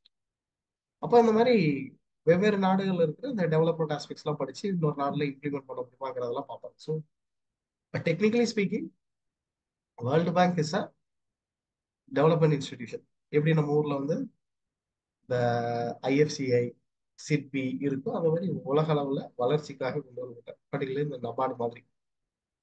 ஸோ அப்போ வெறும் ஐபிஆர்டிஆர் மட்டுமே வச்சுக்கிட்டு இவ்வளவு பெரிய மேக்ரோ ப்ராப்ளம் அட்ரஸ் பண்ணலாமா? எக்கனாமிக் growth அப்படிங்கிறது சாதாரண விஷயம் கிடையாது. அதை தாண்டி எக்கனாமிக் டெவலப்மெண்ட்டை பத்தி பேசிட்டு இருக்காங்க. அது இன்னும் broader aspect. Multi dimensional poverty index, human development index அப்படின்னு ஏகப்பட்ட விஷயங்கள் இருக்கு. ஏகப்பட்ட விஷயங்கள், சரிங்களா? அப்போ இதுல நீங்க நோட் பண்ண வேண்டியது என்ன அப்படின்னு சொல்லி பாத்தீங்கன்னா, வேர்ல்டு பேங்க் தன்னோட அப்ஜெக்டிவ்ஸை ஃபுல்ஃபில் பண்றதுக்காக வெவ்வேறு காலகட்டங்கள்ல வெவ்வேறு ஆர்கனைசேஷனை வந்து இது பண்ணியிருக்காங்க, எஸ்டாப்ளிஷ், என்ஹான்ஸ். ஏன்னா அவங்களோட அப்ஜெக்டிவ்ஸ் இப்போ ஐஎம்எஃப் மாதிரி ரொம்ப நேரோ டவுன் அப்ஜெக்டிவ்ஸ் கிடையாது. Only to focus on balance of payment problem அப்படி கிடையாது. இது ரொம்ப ப்ராடரான ஆஸ்பெக்ட், சாதாரண விஷயம் கிடையாது. ஒரு கண்ட்ரிக்கு முதலீடு அட்ராக்ட் பண்றது சாதாரண விஷயம் கிடையாது. அப்ப அதை வந்து டெவலப் பண்றதுக்காக ஐடிஏ, சரிங்களா, ஐஎஃப்சி, மிகா, ஐசிசிட் அப்படின்னு சொல்லி 4 ஆர்கனைசேஷன்ல லேட்டர் ஸ்டேஜ்ல வெவ்வேறு காலகட்டங்கள்ல உருவாக்கி இருப்பாங்க, சரிங்களா? அப்ப will start seeing one by one. So உங்களுக்கு இது கொஸ்டினபிள் ஏரியா. எப்படி கேட்பாங்கன்னா, மேட்ச் த ஃபாலோயிங்ல கேட்கலாம். எந்த ஆர்கனைசேஷன் எதுல இது பண்ணுச்சுன்னு சொல்லி கேட்கலாம். இன்னைக்கு நடந்த நெட் எக்ஸாம்ஸ்ல பாத்தீங்கன்னா மெஜாரிட்டி chronological பேஸ்ட் கொஸ்டின்ஸ் நிறைய கேட்டதா சொன்னாங்க. இதுக்கப்புறம் என்ன, இதுக்கு காலை வரிசைப்படி கா கால வரிசைப்படி அடுக்கணும் அப்படின்னு இருக்காங்க. அப்ப கண்டிப்பா நமக்கு இதையுமே நம்ம chronological வைஸ் அரேஞ்ச் பண்ண சொல்லலாம். கொஸ்டினை ஸ்டாண்டர்ட் ஆக்கணும் அப்படின்னு முடிவு பண்ணிட்டாங்கன்னா இந்த வேர்ல்டு பேங்கோடைய இன்ஸ்டிடியூஷன்ஸை chronological அரேஞ்ச் பண்ணுங்க அப்படின்னு இப்போ நம்ம chronological தெரிஞ்சு வச்சுக்கணும், சரிங்களா? அப்படி பாத்தீங்கன்னா ஐபிஆர்டிக்கு அப்புறம் 1944 ஐபிஆர்டி எஸ்டாப்ளிஷ் ஆயிருக்கு. சரிங்களா? 1944 அந்த பிரிட்டன் சிஸ்டம் உடைய இதுல அதுக்கப்புறம் உருவாகின ஒரு இன்ஸ்டிடியூஷன்ஸ் என்ன அப்படின்னு சொல்லி கேட்டீங்கன்னா ஐஎஃப்சி. 1956 ஜூலை. ஸோ படிக்கிற மூச்சுல முடிஞ்ச அளவு மந்தோட சேர்த்து படிச்சு வச்சுக்கோங்க. ஏன்னா சில நேரம் கொஸ்டின் இன்னும் டஃப் ஆக்குறங்கிற பேர்ல மந்த் இரு ஜனவரி 1956, பிப்ரவரி 1956, ஜூலை 1956, ஜூன் 1956 அப்படின்னு சொல்லி கொடுத்துட்டாங்கன்னா 56ன்னு ரெஜிஸ்டர் மந்த் தேவை இருக்கு, ஞாபகம் வராது. அதெல்லாம் ஞாபகம் வச்சுக்கோ. எப்படி ஷார்ட்கட்னா ஐஜே அப்படின்னு ஞாபகம் வச்சுக்கோங்க. ஐஎஃப்சியில் ஐஜே அப்படின்னு சும்மா ஏதோ உங்களுக்கு எப்படி தோணுதோ அப்படி ஞாபகம் வச்சுக்கோங்க. ஸோ இவங்க என்ன பண்றாங்கன்னு கேட்டீங்கன்னா, ஒரு கண்ட்ரி அப்படின்னு எடுத்துக்கிட்டீங்கன்னா அது கேபிட்டலிஸ்டிக் எக்கானமியா இருக்கலாம், இல்ல அதோட எக்ஸ்ட்ரீமெண்டான சோசியலிஸ்டிக் பேட்டர்னா இருக்கலாம், இல்ல இது ரெண்டையும் கிளப் பண்ணி இருக்கிற மிக்சட் எக்கானமியா இருக்கலாம். அந்த 16வது யூனிட்ல படிப்போம். சரிங்களா? அப்போ இந்தியா வந்து மிக்சட் எக்கானமிங்கிறது உங்களுக்கு தெரியும். ஏன்னா ஏப்ரல் 19 1948ல 48ல முதலாவது இண்டஸ்ட்ரியல் பாலிசி ரெசல்யூஷன் பாஸ் பண்ணியிருப்பாங்க. இண்டஸ்ட்ரியல் பாலிசி அதாவது கவர்மெண்ட் வந்து ஒரு ஸ்கீமை இன்ட்ரடியூஸ் பண்றதுக்கு முன்னாடி ஒரு பாலிசியை வடிவமைப்பாங்க. அப்படி உருவாக்கப்பட்டதுதான் இந்த 1948ல ஏப்ரல் மாசம் உருவாக்கப்பட்ட இந்த பாலிசி, இண்டஸ்ட்ரியல் பாலிசி. அந்த வெரி ஃபர்ஸ்ட் பாலிசிலேயே வந்து பாத்தீங்கன்னா இந்தியா மிக்சட் எக்கானமி ரூட் தான் எடுத்திருக்கோம். சரிங்களா? மிக்சட் எக்கானமி பக்கம் நாங்க போயிடுறோம் அப்படின்னு. ஏன் மிக்சட் எக்கானமி பக்கம் எடுத்தாங்கிறத சொல்றேன். அதுலயும் ஒரு சுவாரஸ்யமான கதை உண்டு. கேபிட்டலிசம் எடுக்கலாம் அப்படின்னு பார்த்தா 1930கள்ல நடந்த கிரேட் டிப்ரெஷனை கண் கூட பாக்குறாங்க இந்திய ஆட்சியாளர்கள். அப்பேற்பட்ட அமெரிக்காவே, கேபிட்டலிசம் அப்படி இருந்த அமெரிக்காவே கிரேட் டிப்ரெஷன்ல அடி வாங்கிருச்சு. சோ நம்ம கிரேட் டிப்ரெஷனுக்கு போனா நம்ம இப்பதான் ஃப்ரீடம் வாங்கியிருக்கோம் பிரிட்டன்ட்ட. மறுபடி கேபிட்டலிசம் பார்த்து எடுத்து நம்ம மாட்டிக்கிட்டோம்னா நம்மளை காப்பாத்த யாரும் வரமாட்டாங்க. அதனால கேபிட்டலிசம் போறதுக்கு முன்னாடி கொஞ்சம் காஷியஸ் ஆயிக்கலாம் அப்படின்னு சொல்லி வெயிட் பண்றாங்க. சோசியலிஸ்டிக் பேட்டர்ன்ங்கிறது all the factor of production will be with government. இப்ப எப்படி இதை பிரிக்கிறாங்க அப்படின்னு சொல்லி பாத்தீங்கன்னா 4 ஃபேக்டர் ஆஃப் ப்ரொடக்ஷன் இருக்கா: லேண்டு, லேபர், கேபிட்டல், ஆர்கனைசேஷன்.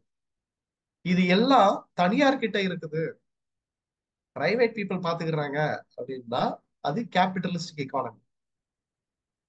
இந்த எல்லா ஃபேக்டர் ஆஃப் ப்ரொடக்ஷனும் கவர்மெண்ட் கிட்ட இருந்தது அப்படின்னா அது சோசியலிஸ்டிக் பேட்டர்ன். சரிங்களா? இது சோசியலிஸ்டிக் பேட்டர்ன். இதுக்கு போகலான்னு பார்த்தா ஹெவி இன்வெஸ்ட்மெண்ட் தேவைப்படும். இப்ப எல்லா ஃபேக்டரியும் எல்லாத்தையுமே கவர்மெண்டே பண்ணணும் அப்படின்னு கேட்டா காசு இல்லை நம்ம கிட்ட. இப்ப கவர்மெண்ட் என்ன பண்றாங்கன்னு கேட்டீங்கன்னா ஃபர்ஸ்டே நம்ம மிக்சட் எக்கானமி பார்த்து எடுத்துருவோம், தனியாரும் வேணும் கவர்மெண்ட்டும் வேணும். ஸோ ஸ்கெடியூல் ஏபிசின்னு சொல்லி இண்டஸ்ட்ரீஸை பிரிச்சுக்கிட்டு சில செக்டாரை நான் மட்டுமே வச்சுக்கிறேன், கவர்மெண்ட் கிட்டே வச்சுக்கிறேன் அப்படின்னு. Atomic energy, telecommunication, defence, railways இதெல்லாம் அவங்க வச்சுக்கிட்டாங்க. அது போக சில செக்டாரை கவர்மெண்டோட கண்காணிப்புல பண்ணணும், மானிட்டர் பண்ணுவாங்க. அயன் அண்ட் ஸ்டீல், பார்மசூட்டிகல்ஸ் இந்த மாதிரி. அதுக்கப்புறம் வந்து பிரைவேட் கிட்ட ஒப்படைச்சிருக்கு. சரிங்களா? இதுதான் வந்து ஃபர்ஸ்ட் நம்ம 5 இயர் பிளான்ல வந்து அக்ரிகல்ச்சரை ஃபோக்கஸ் பண்ணிட்டு செகண்ட் 5 இயர் பிளான் வரும்போதுல தான் இண்டஸ்ட்ரியல் செக்டாருக்கு ஃபோக்கஸ் பண்ணணுங்கிறது எல்லாமே வந்திருக்கும். அதுக்கு முன்னாடியே நம்ம இண்டஸ்ட்ரியல் பாலிசி ரெசல்யூஷன்ல என்ன பண்ணியாச்சு, நம்ம மிக்சட் எக்கானமியா தான் இருக்க போறோம், பயணம் பண்ண போறோம் அப்படிங்கறத அவங்க தெளிவுபடுத்திட்டாங்க. சரிங்களா? First industrial policy resolution 1948 ஏப்ரல்ல. அப்போ ஒரு எக்கானமி வளர்றதுல கவர்மெண்ட்டுக்கு மட்டும் பொறுப்பு இல்ல, தனியார் நிறுவனங்களுக்கும் பொறுப்பு இருக்குங்கிறத அந்த காலத்திலேயே என்ன பண்ணிட்டாங்க நமது ஆட்சியாளர்கள் வந்து இது பண்ணிட்டாங்க, ஐடென்டிஃபை பண்ணிட்டாங்க. அப்போ வேர்ல்டு பேங்க் என்ன பண்றாங்கன்னு கேட்டீங்கன்னா, அப்போ ஒரு எக்கானமி வளர்றதுக்கு கவர்மெண்ட் மட்டும் பொறுப்பு கிடையாது, அந்த கவர்மெண்ட் செக்டார் தவிர்த்து தனியார் துறைகளும் வளர்ந்தா மட்டும்தான் பொருளாதாரத்துல நம்ம ஆசைப்படுற மாதிரி ஒரு பேலன்ஸ்டு growth கொண்டு வர முடியும். அப்ப அதுக்கு என்ன வழிமுறைகள் உண்டு, அது என்ன பண்ணலாம் அப்படின்னு சொல்லி பார்க்கறதுல அவங்களுக்கு ஐஎஃப்சின்னு ஒரு ஆர்கனைசேஷனை உருவாக்குவோம். ஏப்ரல் 1950, சாரி ஜூலை 1956 கொண்டு வந்திருப்பாங்க. அதுல என்ன சொல்றாங்கன்னு கேட்டீங்கன்னா, பிரைவேட் செக்டாருக்கு எப்படியாச்சும் முதலீட கொண்டு பிரைவேட் செக்டாருக்கு முதலீட கொண்டு போய் சேர்த்துட்டா அவங்களும் ஜிடிபி கான்ட்ரிபியூஷனுக்கு கொஞ்சம் ஹெல்ப் பண்ணுவாங்க. அப்போ to promote a private investment in its member countries, private செக்டாருக்கும் முழு பங்களிப்பு இருக்கு. அரசாங்கத்தை மட்டுமே நம்பி இருக்கு, தனியார் நிறுவனங்களும் வளர்ந்தாதான் அந்த இடத்துல வேலை வாய்ப்பு அதிகரிக்கும். ஸோ அப்போ யாரு கொடுப்பாங்கன்னு கேட்டீங்கன்னா, பெரிய பெரிய மல்டிலேட்டரல், சின்ன சின்ன கம்பெனிஸ் எல்லாம் கொடுக்க முடியாது, பெரிய பெரிய ஆர்கனைசேஷன், இன்ஃபோசிஸ், டிசிஎஸ், விப்ரோ, பயோகான், பெரிய பெரிய ஹெச்டிஎஃப்சி பேங்க், இது மாதிரி பெரிய பெரிய ஆர்கனைசேஷன்ஸுக்கு உள்ளவங்களுக்கு ஃபண்டை மொபிலைஸ் பண்றதுக்காக கொடுப்பாங்க. So they use to provide loans and equity finance for a private sector. ஏன்னா பிரைவேட் செக்டார் வளர்ந்தாதான் பொருளாதாரம் இன்னும் ஸ்பீடா எம்ப்ளாய்மெண்ட் ஆப்பர்ச்சுனிட்டி எல்லாம் கிரியேட் பண்ணும். அப்போ அதுக்காக எல்லா இண்டஸ்ட்ரீஸ்க்கும் கொடுத்துருவாங்களான்னு கேட்டீங்கன்னா கிடையாது. Those are focusing on inclusive growth, வளர்ச்சிக்காக பாடுபடுற துறையா இருக்கணும். அதே மாதிரி அது பப்ளிக் பிரைவேட் பார்ட்னர்ஷிப் ப்ராஜெக்டா இருக்கணும். அதே மாதிரி ரினியூவபிள் எனர்ஜியா இருந்தால் ரொம்ப சந்தோஷம் அப்படின்னு சொல்லி எப்ப பேசியிருக்காங்க, 1956 இந்த அப்ஜெக்டிவ்ஸோட உருவாக்கி இருக்காங்க ஐஎஃப்சிங்கிறது. அப்போ இந்த ஐஎஃப்சி என்ன சொல்லுவாங்கன்னு கேட்டீங்கன்னா, பிரைவேட் ஆர்ம் அப்படிம்பாங்க, பிரைவேட் ஆர்ம், கரங்கள் அப்படிம்பாங்க. ஏன்னா தனியார் நிறுவனங்களை ஊக்குவிச்சு வளர்க்கறதுக்காக உருவாக்கப்பட்ட ஒரு அமைப்பு தான் 1956 ஐஎஃப்சி. எஸ், இது வரைக்கும் நான் நடத்துறது புரியுதா? கிளியர்னா கிளியர் போடுறது. யாருக்காச்சும் ஏதாவது டவுட் இருக்கா? Hope you are clear with these concepts. Okay sir. Yes, okay, super. யாருக்காச்சும் ஏதாவது டவுட் இருக்கா கேட்டிருக்கேன். ஓகே, இப்போ வரைக்கும் நான் சொன்னது புரிஞ்சிருச்சு கரெக்டுங்களா? Yes, thank you. இப்போ வேர்ல்டு பேங்க் என்னதான் தனியார் நிறுவனங்கள் இவங்களுக்கு எல்லாம் ஹெல்ப் பண்ணாலும் இவங்களுடைய பேஸ் ஃபவுண்டேஷன் என்ன, இவங்களுடைய ரொம்ப முக்கியமான இது என்னன்னு கேட்டீங்கன்னா, பாவர்ட்டியை ரிமூவ் பண்ணணும். பாவர்ட்டி எப்படி ரிமூவ் பண்ணலாம்? By providing the employment opportunity. Providing the employment opportunity பண்றதுக்கு நம்ம பெரிய பெரிய இன்ஃப்ராஸ்ட்ரக்சர் வேணும். அப்போ அது பெரிய பெரிய ஆர்கனைசேஷன்ஸ் வரணும். அப்போ ஐஎஃப்சி வில் டேக் கேர். அது போக வேற என்ன வழி பண்ணாலும் இந்த கண்ட்ரி வளரவே மாட்டேங்குது. Particularly you take the sub Sahara countries, African country, Djibouti, Somalia, அப்புறம் காங்கோ, இந்த மாதிரி ஏகப்பட்ட சிசிலஸ், இந்த மாதிரி நாடுகள்லாம் இருக்கு. சரிங்களா? சிரலியோன், இந்த மாதிரி நாடுகள்லாம் பொருளாதாரத்துல ரொம்ப பின்தங்கி இருக்குது. அங்க முதலீடு பண்றதுக்கு யாரும் முன் வர மாட்டாங்க. சரிங்களா? ஏன்னா அந்த நாட்டுல மேபி ஒரு பிசினஸ் ஸ்டார்ட் பண்றதுக்கான ஏதுவான என்விரான்மெண்ட் இருக்காதா இருக்கும். அதனால ஸ்டார்ட் பண்ணாமலே இருந்திருப்பாங்க. அது பெரிய டெசர்ட் மாதிரி தான் இருக்கும். பெரிய அளவு சொல்லி ரிசோர்சஸ் இருக்காதா இருக்கும். அப்ப இந்த மாதிரி கண்ட்ரிஸ் டெக்னிக்கலி ரொம்ப பேக்வர்டா இருப்பாங்க, ரொம்ப புவர் கண்டிஷன்ஸ்ல இருப்பாங்க, புவர் ஸ்டேட் ஆஃப் இதுல இருப்பாங்க. அவங்களை இன்னும் பெட்டர் ஆக்கணும்னா என்ன பண்ணலாம் அப்படிங்கிற பட்சத்துல கிராண்ட்ஸ் அண்ட் கிஃப்ட்ஸ், இந்த மாதிரி எய்டு கொடுக்கணும் அப்படிங்கிறாங்க. சரிங்களா? எய்டு அப்படிங்கிறது கிராண்ட். சரிங்களா? அவங்களுக்கு வளர்ச்சிக்காக கிட்டத்தட்ட இது நிவாரண நிதி மாதிரி வச்சுக்கோங்களேன். ஸோ அப்படி உருவாக்கப்பட்ட ஒரு இது என்னன்னு கேட்டீங்கன்னா IDA. IDA stands for international development association, which was started in year 1960, இந்த மந்த் ஆஃப் செப்டம்பர். சரிங்களா? செப்டம்பர் 24, 1960 உருவாக்கப்பட்டது தான் இந்த ஐடிஏ. ஸோ இவங்களுடைய மெயின் அப்ஜெக்டிவ் என்னன்னு சொல்லி பார்த்தீங்கன்னா, புவரஸ்ட் ஆஃப் தி புவர் கண்ட்ரியை ஐடென்டிஃபை பண்ணுவாங்க.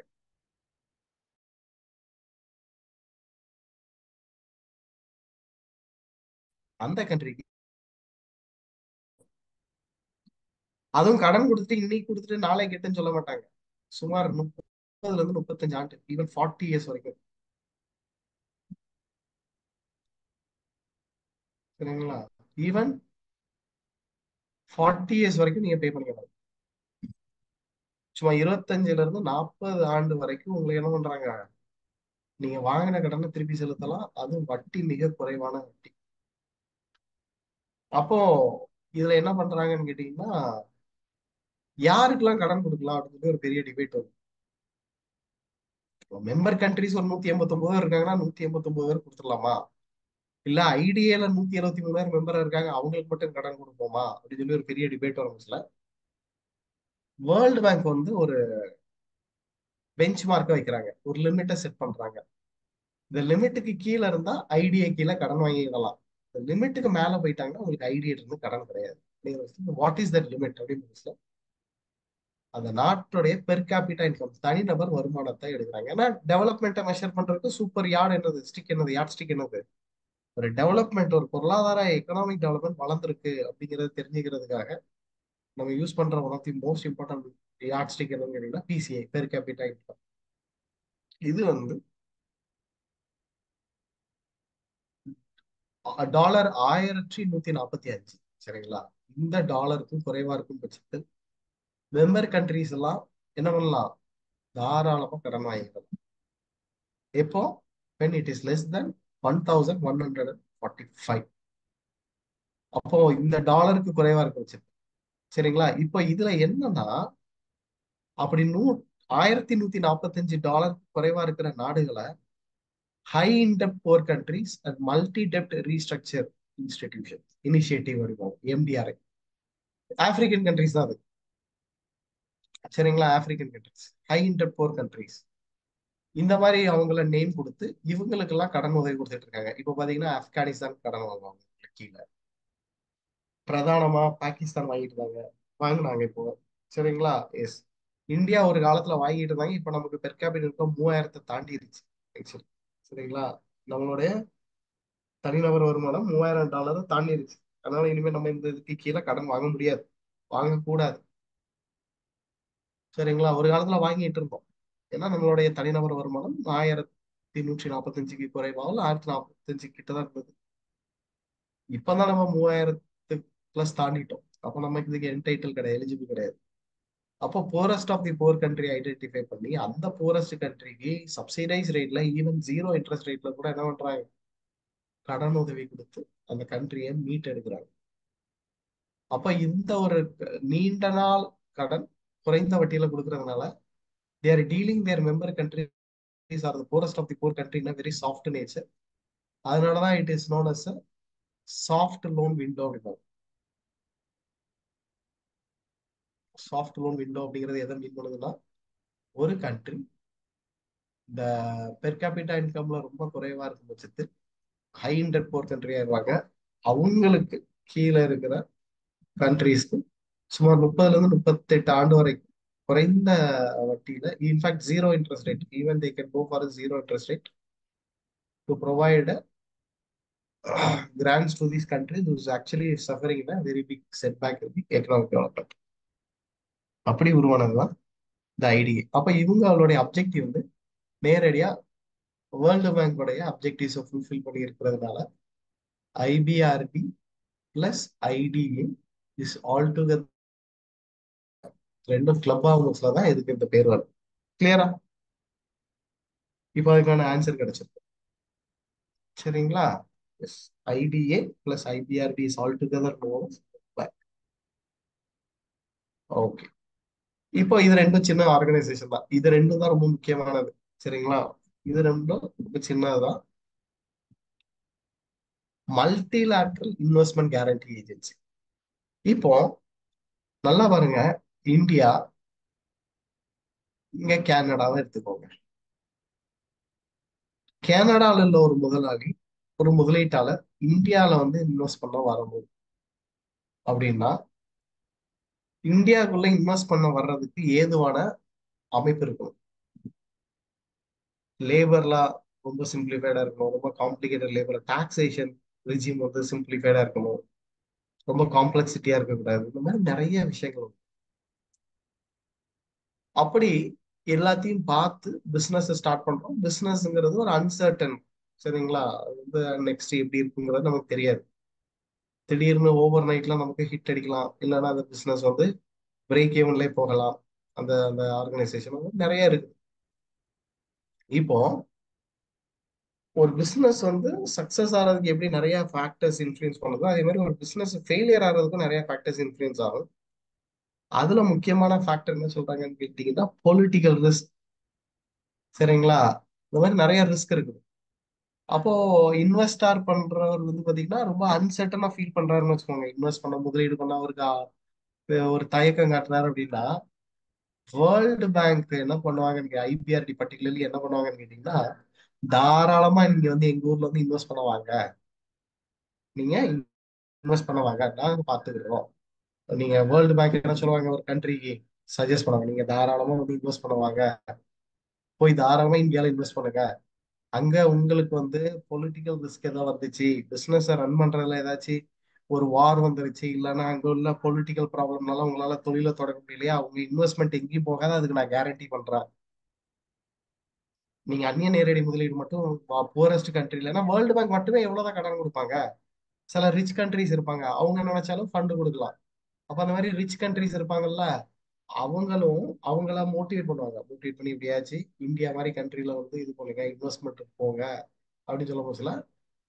வெளிநாடுகள்ல இருந்து முதலீட்டாளர்கள் வர்றாங்க அப்படின்னா, அந்த முதலீட்டை பாதுகாக்கிறதுக்கு நம்ம என்ன பண்ணணும்? We have to protect their investment from risk, particularly political risk. இப்போ பங்களாதேஷ்ல எல்லாம் வந்து கிளர்ச்சி போயிட்டு இருக்கு. அந்த நாட்டுடைய பிரதம மந்திரி ஷேக் ஹசீனா என்ன பண்றாங்க, தப்பு வச்சோம் பொழைச்சோன்னு இந்தியாவுக்கு வர்றாங்க. அப்ப இந்த மாதிரி சூழ்நிலை இப்ப இடைக்கால அரசு தான் ஸ்டார்ட் ஆயிருக்கு. இப்ப யாராவது முதலீட்டாளர்கள் அங்க முதலீடு பண்ண போவாங்களா? மாட்டாங்க. ஏன்னா பொலிட்டிக்கலி அன்ஸ்டேபிளா இருக்குது எக்கானமி. இந்த இடத்துல போய் நம்ம இன்வெஸ்ட் பண்ணிட்டு நம்ம இன்வெஸ்ட்மெண்ட் ஏதாவது பிரச்சனை ஆயிட்டுனா, இப்படி வர்ற இன்வெஸ்ட்மெண்ட் பாதுகாத்து ஒரு கண்ட்ரியோட இன்வெஸ்ட்மெண்ட்டை இன்னொரு கண்ட்ரிக்கு கொண்டு போறதுக்காக, அந்த இன்வெஸ்ட்மெண்ட்டை ப்ரொடெக்ட் பண்ண, இன்ஷூர் பண்றதுக்காக மல்டிலேட்ரல் இன்வெஸ்ட்மெண்ட் கேரண்டி ஏஜென்சி அப்படின்னு ஒரு அமைப்பு கொண்டு வராங்க. 1988 ஸ்டார்ட் பண்ணி, 1988 இதுதான் last world bank institute found. மீதி எல்லாம் 60கள் 66 அதுக்குள்ளே முடிஞ்சிடும். இது மட்டும்தான் 1988 வந்து மல்டிலேட்ரல் இன்வெஸ்ட்மெண்ட் கேரண்டி ஏஜென்சி. அதுக்கப்புறம் வந்து பாத்தீங்கன்னா 1966 ஐசிசிட் அப்படின்னு சொல்லி ஒன்று கொண்டு வராங்க. சரிங்களா? International centre for settlement of investment dispute எடுக்கும், ஐசிசிட் எடுக்கும். சரிங்களா? International centre for settlement of investment dispute. International, once again I repeat, please make note of it. International centre for settlement of investment dispute. சரி, who are they, what is their primary function அப்படின்னு சொல்லி பாத்தீங்கன்னா, இப்படி கஷ்டப்பட்டு முதலீடு இந்தியாவுக்கு வந்துருச்சு. இப்போ ஒரு சின்ன டிஸ்பியூட் அதெல்லாம் அரைஸ் ஆயிருச்சு. இந்த முதலீட்டுல ஒரு சின்ன பிரச்சனை வந்துருச்சு. இந்த பிரச்சனையை தீர்வு காண்றதுக்கு இந்திய அரசாங்கத்திடம் போனா அவங்களுக்கு சாதகமா பதில் வரலாம். இல்ல என்னோட தாய்நாடான கனடாக்கு போய் நான் அங்க போய் கேக்குறேன், எனக்கு சாதகமா தீர்ப்பு வரலாம். அப்ப இந்த இன்வெஸ்ட்மெண்ட் பண்ண வர்ற நாடுகள்ல ஏதோ அந்த மாதிரி குளறுபடி ஏற்படும் பட்சத்தில், நாளைக்கு புதுசா ஒரு இன்வெஸ்டர் வர தயக்கம் காட்டுவான். ஆஹா, இந்தியால போனா இந்த மாதிரி பிரச்சனை வந்திருக்கு, நம்ம முதலீட்டாளர் ஒருத்தர் போய் மாட்டிக்கிட்டான், அதுவும் அவங்க கொடுத்த சஜஷன்ஸ் எல்லாமே அவங்க சார்பா தான் இருந்தது, நமக்கு அப்போ நம்மளுடைய இன்வெஸ்ட்மெண்ட்டுக்கு பாதுகாப்பு இல்லையோ அப்படின்னு நினைச்சிட்டாங்கன்னா இன்வெஸ்ட் பண்ண வர மாட்டாங்க. அப்ப ரெண்டு நாடுகளிடையே இன்வெஸ்ட்மெண்ட் ரிலேட்டடா ஏதாவது டிஸ்பியூட் அரைஸ் ஆச்சு, அவங்களுக்குள்ள ஏதாவது பிரச்சனை வெடிச்சிச்சு அப்படின்னா, இது மொத்த சிஸ்டத்தையும் அஃபெக்ட் பண்ணும். அதனால டக்குன்னு என்ன பண்ணுவாங்க, அதை ரீகான்சிலேட் பண்ணி அதுக்கு ஒரு தீர்வு கொடுக்கணும் அப்படிங்கிறதுக்காக international central for settlement of investment dispute, எப்பெல்லாம் முதலீடுல பிரச்சனை வருதோ, நீனும் உன் தாய்நாட்டில் உள்ள கோர்ட்டுக்கு போகாத, அவனும் அவன் தாய்நாட்டுடைய இதுக்கு நீதிமன்றத்துக்கு நாடமாட்டான், என்கிட்ட வாங்க, நான் தீர்ப்பு சொல்லி உங்கள யாரு மேல தப்பு இருக்கு அதை ரெக்டிஃபை பண்ணணுங்கிறத நான் பண்ணி தந்துடுறேன் அப்படின்னு சொல்லி international centre for settlement of investment dispute அப்படின்னு சொல்லி இன்வெஸ்ட்மெண்ட்னால ஏற்படுற பிரச்சனைகளுக்கு தீர்வு காண்றதுக்காக மட்டுமே உருவாக்கப்பட்ட ஒரு அமைப்பு தான் ஐசிசி. இதுல என்ன பியூட்டின்னு பாத்தீங்கன்னா, இந்தியா ஐசிசில மெம்பர் கிடையாது. ரிமைனிங் எல்லாத்துலயும் இருக்கும். மிகால இருக்கும்,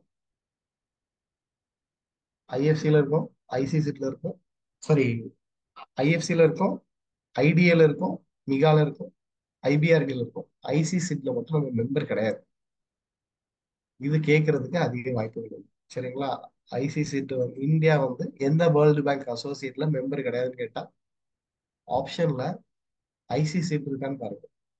international centre for settlement of investment dispute அப்படின்னு சொல்லி ஒரு அமைப்பு 1966. அப்போ first to start IBRD, last to start MIGA. இதை ஞாபகம் வச்சுக்கோங்க, இது ஃபர்ஸ்ட் இது லாஸ்ட். பட் நடுவில் எப்படி வருதுங்கிறத பார்த்தோம். சரிங்களா? அப்புறம் ஐஎஃப்சி, அடுத்தது வந்து பார்த்தீங்கன்னா ஐடிஏ, அடுத்தது ஐசிசி, கடைசியில் மிக 1988 மாசத்தோட சேர்த்து தெளிவாக படிச்சு வச்சுக்கணும். ஏன்னா கொஸ்டின் உங்களுக்கு இப்படி கேட்கறதுக்கு அதிக எதிர்பார்ப்புகள் உண்டு. ஏன்னா உங்களுக்கு மேத்ஸ் தான் பிள்ளைங்களையும் கேட்கல, இல்லையும் கேட்கலாம். ஸோ கேட்கறதுக்கு வாய்ப்புகள் உண்டு. ஸோ இதுதான் வேர்ல்டு பேங்கோடைய அசோசியேட்ஸ். இதை உங்களுக்கு வந்து ஒரு சின்ன ஓவர்வியூ மாதிரி கொடுத்துருக்கேன், ஒரு டேபிள் மாதிரி கொடுத்துருக்கேன். இது ஸ்டடி மெட்டீரியல்ல வந்துடும். ஐபிஆர்டி எப்போ எஸ்டாப்ளிஷ் பண்ணாங்க, ஐடி எப்போ எஸ்டாப்ளிஷ் பண்ணாங்க, ஐஎஃப்சி எப்போ எஸ்டாப்ளிஷ் பண்ணாங்க, மிகா எப்போ, ஐசிசிடி எப்போ, அவங்களுடைய அப்ஜெக்டிவ்ஸ் என்ன, அவங்களோட டார்கெட்டட் ஆடியன்ஸ் என்ன அப்படிங்கிறதெல்லாம் பார்த்து இதை கொடுத்துருக்கு. இதை வந்து பார்த்துக்கணும். அது போக வேர்ல்டு பேங்க் இவ்வளவுதான், ஒன்றும் பெரிய அளவுக்கு சொல்றதுக்கு இல்லை. இதுல தான் கொஸ்டின் இல்லையா. அது போக வேர்ல்டு பேங்கை பொறுத்த வரைக்கும் ஐஎம்எஃப் மாதிரியே they use to release some datas. சரிங்களா? சில டேட்டாஸ் எல்லாம் ரிலீஸ் பண்ணுவாங்க. அதுல ரொம்ப முக்கியமான டேட்டா வந்து பாத்தீங்கன்னா வேர்ல்டு டெவலப்மெண்ட் ரிப்போர்ட், WDR அப்படிம்பாங்க, வேர்ல்டு டெவலப்மெண்ட் ரிப்போர்ட். இதுல உலக நாடுகளோட பொருளாதார வளர்ச்சி எப்படி இருக்குது, எதனால வளர்ச்சி இருக்குது, எதனால வளர்ச்சி இல்லை அப்படிங்கறத கம்ப்ளீட் அனாலிசிஸ் பண்ணி ப்ராப்பர் டேட்டாவை கொடுத்துருப்பாங்க. So world development report. சரிங்களா? இது நீங்க வந்து வெப்சைட்ல வந்து நீங்க டவுன்லோட் பண்ணி சும்மா பார்த்துக்கிட்டலாம்னு வச்சுக்கோங்களேன். இதுல ரொம்ப முக்கியமான ஒண்ணு சொல்லணும். இந்த ரிப்போர்ட் மாதிரியே குளோபல் எக்கனாமிக் ப்ராஸ்பெக்டிவ் அப்படின்னு சொல்லி இன்னொரு ரிப்போர்ட் ரிலீஸ் பண்ணுவாங்க. சரிங்களா? இந்த மாதிரி தெரிஞ்சு வச்சுக்கோங்க எந்தெந்த ஆர்கனைசேஷன் எந்தெந்த ரிப்போர்ட் ரிலீஸ் பண்ணுவாங்கன்னு சொல்லிட்டு. இதுல இன்னொன்னு என்னன்னா, ஈஸ் ஆஃப் டூயிங் பிஸ்னஸ் அப்படின்னு சொல்லி ஒரு இண்டெக்ஸ் வச்சு ரிலீஸ் பண்ணிட்டு இருக்காங்க.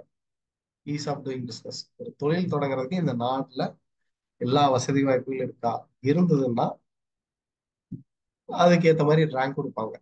சரிங்களா? இல்ல வசதி வாய்ப்புன்னா ரேங்கை கம்மியா போட்டுருவாங்க. ஸோ இது கிட்டத்தட்ட ஒரு கம்பெனியில ஒரு வெளிநாட்டு முதலீட்டாளர் இந்தியாவில் இன்வெஸ்ட் பண்ண வர்றாரு அப்படின்னா ஒரு ease of doing business indicator பார்த்தாலே போதும். ஓகே, இது குளோபல் இண்டிகேட்டர் தான், இது எது பேராமீட்டருக்கு வெயிட்டேஜ் கொடுத்துருக்காங்க, இதுக்கு கொடுக்கல, ஓகே ஃபைன் அப்படின்னு சொல்லி இது பண்ணிடுறாங்க. இந்த இடத்துல வந்து நம்ம என்ன பண்ணணும், பிசினஸ் ஸ்டார்ட் பண்றதுக்கு மோட்டிவேட் பண்ணலாமா வேண்டாமா, அதை நம்ம ரேங்கை பார்த்தாலே போதும். சரிங்களா? ஃபர்ஸ்ட் ரேங்க் அப்படின்னா அந்த நாடுகளுக்கு இன்வெஸ்டர்ஸ் ஆடி ஆடி போவாங்க. 136வது இடத்துல இருக்கு அப்படின்னா போக மாட்டாங்க. அப்படி ஒரு ரிப்போர்ட்டர் இண்டெக்ஸ் ரிலீஸ் பண்ணிட்டு இருந்தாங்க. சரிங்களா? பேர் வந்து பாத்தீங்கன்னா ease of doing business report அப்படிம்பாங்க, இண்டெக்ஸ். 2019க்கு அப்புறம் இதை நிப்பாட்டிட்டாங்க, கிடையாது. இந்தியா லாஸ்டா 67வது இடத்துக்கு போச்சு ஈஸ் ஆஃப் டூயிங் பிசினஸ்ல. லாஸ்ட் டேட்டா இதுதான். அதுக்கப்புறம் வேர்ல்டு பேங்க் இந்த டேட்டா ரிலீஸ் பண்றது கிடையாது. அதில் 63வது இடத்துல, 77ல இருந்திருக்கும். அப்புறம் ஒரு 14 பிளேஸ் குறைஞ்சி 63 பேருக்கும் ஃபைனலா ரிப்போர்ட்ல 63வது இடத்துல தான் இருக்கும். காரணம் ஏன் ரிலீஸ் பண்ணலன்னு கேட்டீங்கன்னா, இந்த டேட்டா பயாஸ்டா இருந்த மாதிரி உலக நாடுகள் ஃபீல் பண்ணுச்சு. சரிங்களா? வெஸ்டர்ன் யூரோப் கண்ட்ரீஸ், சாரி, யூரோப்ல இருக்கிற சில கண்ட்ரீஸ்க்கு வந்து அதிக ரேங்க்கும் மற்ற நாடுகளுக்கு குறைவான ரேங்க், ஐடியாலஜிக்கலி ரொம்ப தப்பு இருந்ததுனால கை விட்டுட்டாங்க. இப்போ அந்த இண்டெக்ஸ் எதுவும் ரிலீஸ் பண்றது கிடையாது. சரிங்களா? Ease of doing business report once upon a time 2019 20களில் பண்ணிருப்பாங்க, இப்போ கிடையாது. அதனால அந்த நம்பர்ஸ் எல்லாம் படிச்சுக்கிட்டு இருக்காங்க. சரிங்களா? எஸ்.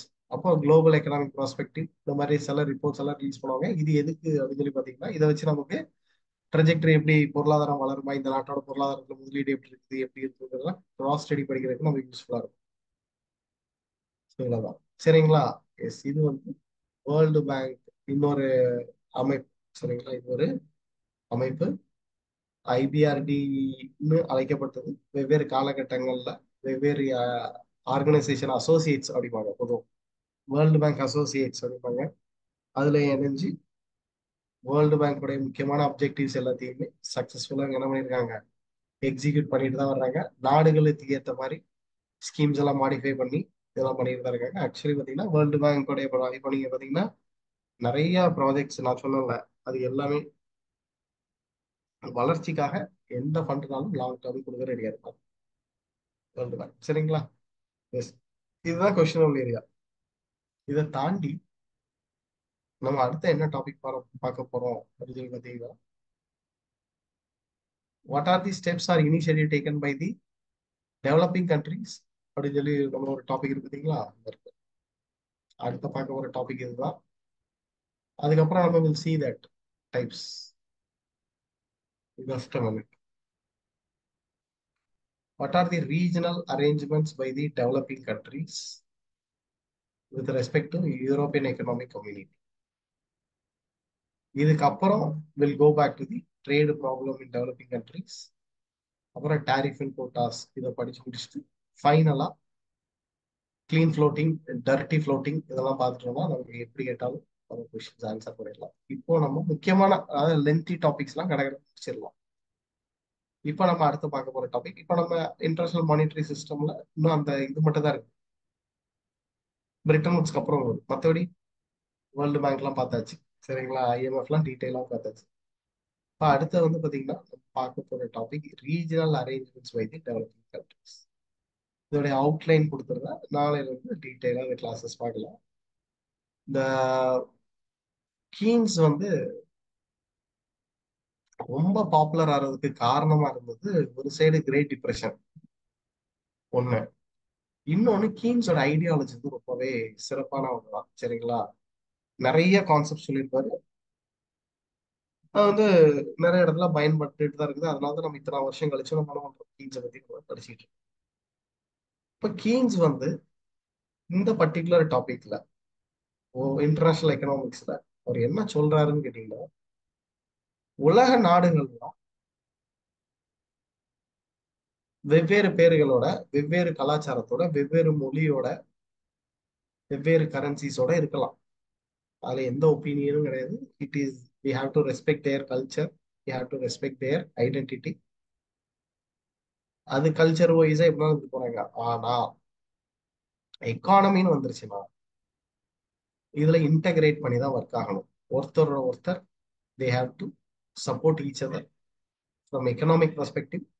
இவங்க வளரும் போது தான் நம்ம எல்லாருமே கலெக்டிவா வளருவோம் அப்படின்னு சொல்லி கீன்ஸ் வந்து என்ன சொல்றாருன்னா, ஜாகிரபிக்கலி வேணா நீங்க பவுண்டரிஸா பிரிஞ்சுக்கிறாங்க, ஆனா எக்கனாமிக்கலி அந்த பவுண்டரிஸ் வேண்டாம், நம்ம எல்லாருமே ஒன்னாவே பயணம் போவோம் அப்படின்னு சொல்லி கீன்ஸ் வந்து சொல்லியிருப்பாரு பிரிட்டன் சிஸ்டம்ல தான். சரிங்களா? எஸ். அதுல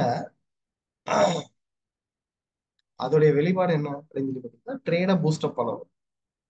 ஒரு கண்ட்ரில இருந்து இன்னொரு கண்ட்ரிக்கு பொருட்கள் வந்து எந்த தங்கு தடையும் இல்லாம நடக்கணும். இந்த மெர்கன்டலிசம் ஐடியாலஜி மாதிரி இல்லாம ஆடம் ஸ்மித்தோடைய அப்சல்யூட் ஹிப்னடைஸ் தியரி மாதிரி இருக்கணும். ஃப்ரீ ட்ரேட் இருக்கணும். எக்காரணத்தை கொண்டும் டாரிஃப் போடக்கூடாது அப்படின்னு சொல்லி சொல்லியிருப்பாரு. சரிங்களா? டாரிஃப் போட்டு ட்ரேடை ரெஸ்ட்ரிக்ட் பண்ணக்கூடாது.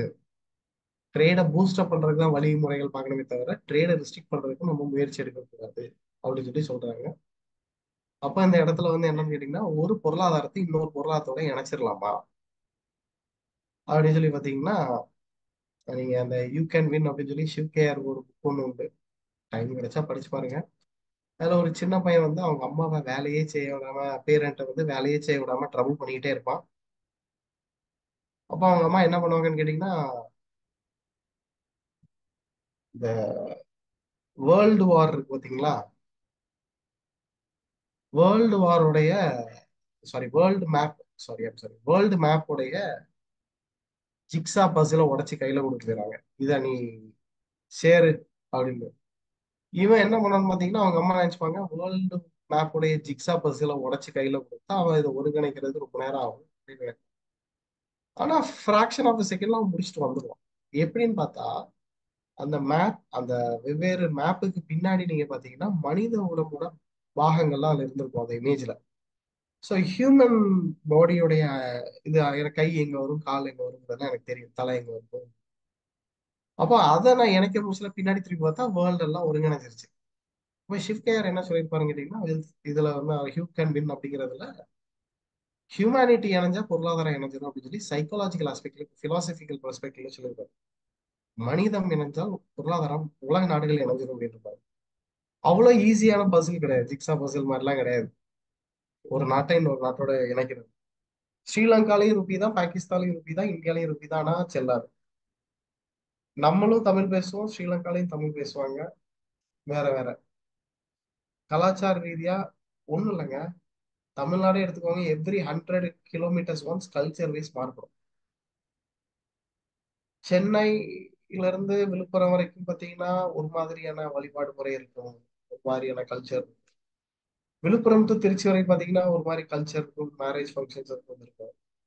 திருச்சி டு மதுரை பாத்தீங்கன்னா ஒரு மாதிரி இருக்கும். அப்புறம் மதுரையில இருந்து தூத்துக்குடி, திருநெல்வேலி, கன்னியாகுமரி ஒரு மாதிரி இருக்கும். அப்போ ஒரு நாட்டுக்குள்ள ஒரு ரீஜன்ல ஒரு மொழி பேசுற இடத்துல இவ்வளவு பிரச்சனைகள் இருக்குச்சுல, வேற மொழி, வேற பாஷை, வேற கரன்சி எல்லாம் இருக்கும். It is not that easy. அப்ப இதை ஒருங்கிணைக்கிறதுக்கு வெவ்வேறு முயற்சிகள் எடுக்கிறாங்க. அந்த ஒருங்கிணைக்கிறதுக்கு பேரு தான் ரீஜனல் எக்கனாமிக் இன்டகிரேஷன் அப்படிம்பாங்க. இது எதுக்காக கொண்டு வந்திருப்பாங்கன்னு கேட்டீங்கன்னா, இப்போ நாடுகளை ஒருங்கிணைக்கிறதுனால ட்ரேடு பூஸ்டப் ஆகும். ட்ரேடு பூஸ்டப் ஆச்சு அப்படின்னாலே ட்ரேடு கிரியேட் ஆகும். சரிங்களா? ட்ரேடு கிரியேட் ஆகும் அப்படின்னு சொல்லி ட்ரேடு உற்பத்தி ஆகும். Trade creation and trade diversion ஒரு கான்செப்ட் சொல்றாங்க. இது எப்படி பாசிபிள்? சரிங்களா? இது எப்படி பாசிபிள் அப்படின்னு சொல்லி பாத்தீங்கன்னா, ட்ரேடை மட்டும் ரெஸ்ட்ரிக்ட் பண்ற மாதிரி நீங்க எந்த சட்ட திட்டத்தையும் கொண்டு வந்துடாதீங்க. டாரிஃபை கொண்டு வந்துடாதீங்க, கோட்டாஸை கொண்டு வந்துடாதீங்க. இதெல்லாம் கொண்டு வந்தா ட்ரேடை நேரடியா பாதிக்கும். அதனால இதை நீங்க ரெடியூஸ் பண்றதுக்கு என்ன வழிமுறைகள் பாருங்க அப்படிங்கிறாங்க. இதுக்கு சில பேர்கள் வைக்கிறாங்க. Preferential trading agreement, free trade agreement, customs union, common market, economic union. சரிங்களா? எக்கனாமிக் யூனியன் அப்படின்னு எக்கனாமிக் யூனியன். இது வெவ்வேறு படிநிலைகள் ஆக்சுவலி. சரிங்களா? இது எல்லாமே வெவ்வேறு படிநிலைகள். இதெல்லாம் வந்து ஒவ்வொரு ஸ்டேஜஸா கடந்து போயிருக்கும். எடுத்த எடுப்புல எக்கனாமிக் யூனியன் அப்படிங்கறதெல்லாம் நம்ம வந்து ஏமே பண்ண முடியாது. இதுதான் லாங் ப்ராசஸ். அப்போ என்ன பண்ணணும் அப்படின்னு கேட்டீங்கன்னா, ஃபர்ஸ்ட்ல நம்ம எந்த இடத்துல இருக்கோம், என்ன மாதிரி பண்ணலாம் அப்படிங்கிறது. we have to start from the beginning. சரிங்களா? we have to start from the beginning. preferential trading agreement, free trade agreement, customs union, common market. And இந்த ஆர்டரை மாத்திரக்கூடாது, இதே ஃப்ளோல தான் இருக்கு. இது பண்றதுனால பொருளாதாரத்துல கீன்ஸ் ஆசைப்பட்ட மாதிரியே பொருளாதாரத்தை ஒரு பொருளாதாரத்தோட இணைச்சிடலாம். இந்த நேம் ஆஃப் ட்ரேடு, இந்த நேம் ஆஃப் ஃப்ரீ ட்ரேட், இந்த நேம் ஆஃப் கஸ்டம்ஸ் யூனியன், இந்த நேம் ஆஃப் காமன் மார்க்கெட் அப்படிங்கிறத சொல்றாங்க. சரிங்களா? ஸோ இது வந்து வெவ்வேறு படிநிலைகளை தாண்டி வரும். Probably we can discuss that PTA, FTA, customs union and common market and European Union can see in the next class. சரிங்களா? Not that well. Only getting recovered from my cold. So அதனால நாளைக்கு இதை பார்த்து முடிச்சிட்டோம் அப்படின்னா ஆட்டோமேட்டிக்கா இது புரிஞ்சிடும். இதையும் பார்த்து முடிச்சிட்டோம் அப்படின்னா இதை ரிமூவ் பண்றதுக்கு பாடுபடுற வேர்ல்ட் ட்ரேட் ஆர்கனைசேஷன் நமக்கு இன்னும் நல்லா புரிஞ்சிடும். அப்ப general agreement on tariff and ட்ரேடையும் WTO-யும் பார்த்துருவோம். ஃபைனலி இதுவும் கவர் ஆயிடுவாங்க. கவர் ஆயிடுச்சுன்னா இது படிச்சதுக்கு அப்புறம் இது, ஏன்னா எக்கனாமிக் யூனியனோட ஹையஸ்ட் ஃபார்முக்கு எக்ஸாம்பிள் தான் European economic community which is later stage known as European union. அப்ப இது எல்லாமே இன்டர் கனெக்டட் தான். ஸோ அப்போ நெக்ஸ்ட் கிளாஸ்ல உங்களுக்கு இந்த இதுல சாட்டர்டே வரைக்கும் கிளாஸ் இருக்கும். சரிங்களா? இன்னைக்கு வெனஸ்டே, தேர்ஸ்டே, ஃப்ரைடே, சாட்டர்டே, இந்த மூணு நாள்ல உங்களுக்கு இன்டர்நேஷனல் எக்கனாமிக்ஸ் முடிஞ்சிடும். சரிங்களா? இன்டர்நேஷனல் எக்கனாமிக்ஸ் பக்காவும் முடிச்சிருவோம். ப்ராப்ளி சண்டே டெஸ்ட் போட்டுருவோம். சரிங்களா? சண்டே உங்களுக்கு ஆப்ல டெஸ்ட் இருக்கும், யூ கேன் டேக் இட். சரிங்களா? அடுத்த வாரத்துக்குள்ள ஒரு புதன்ல வியாழக்கிழமை அந்த டெஸ்ட் டிஸ்கஷன்ஸ் நம்ம வச்சுக்கலாம். ஸோ இது முடிச்சதுக்கு அப்புறம் we can go to the some other unit. சரிங்களா? ஸோ ப்ராப்ளி நாளைக்கு Thursday, Friday, Saturday 3 days is enough for me to finish this topic. சரிங்களா? எஸ், ஓகேங்க. ஸோ நம்ம படிச்ச வரைக்கும் எப்படின்னு ஒரு 8 மாசம் கிட்ட கையில இருக்கு. அதுக்குள்ள நம்ம சிலபஸ்லாம் முடிச்சு ரிவிஷன் போயிடலாம்.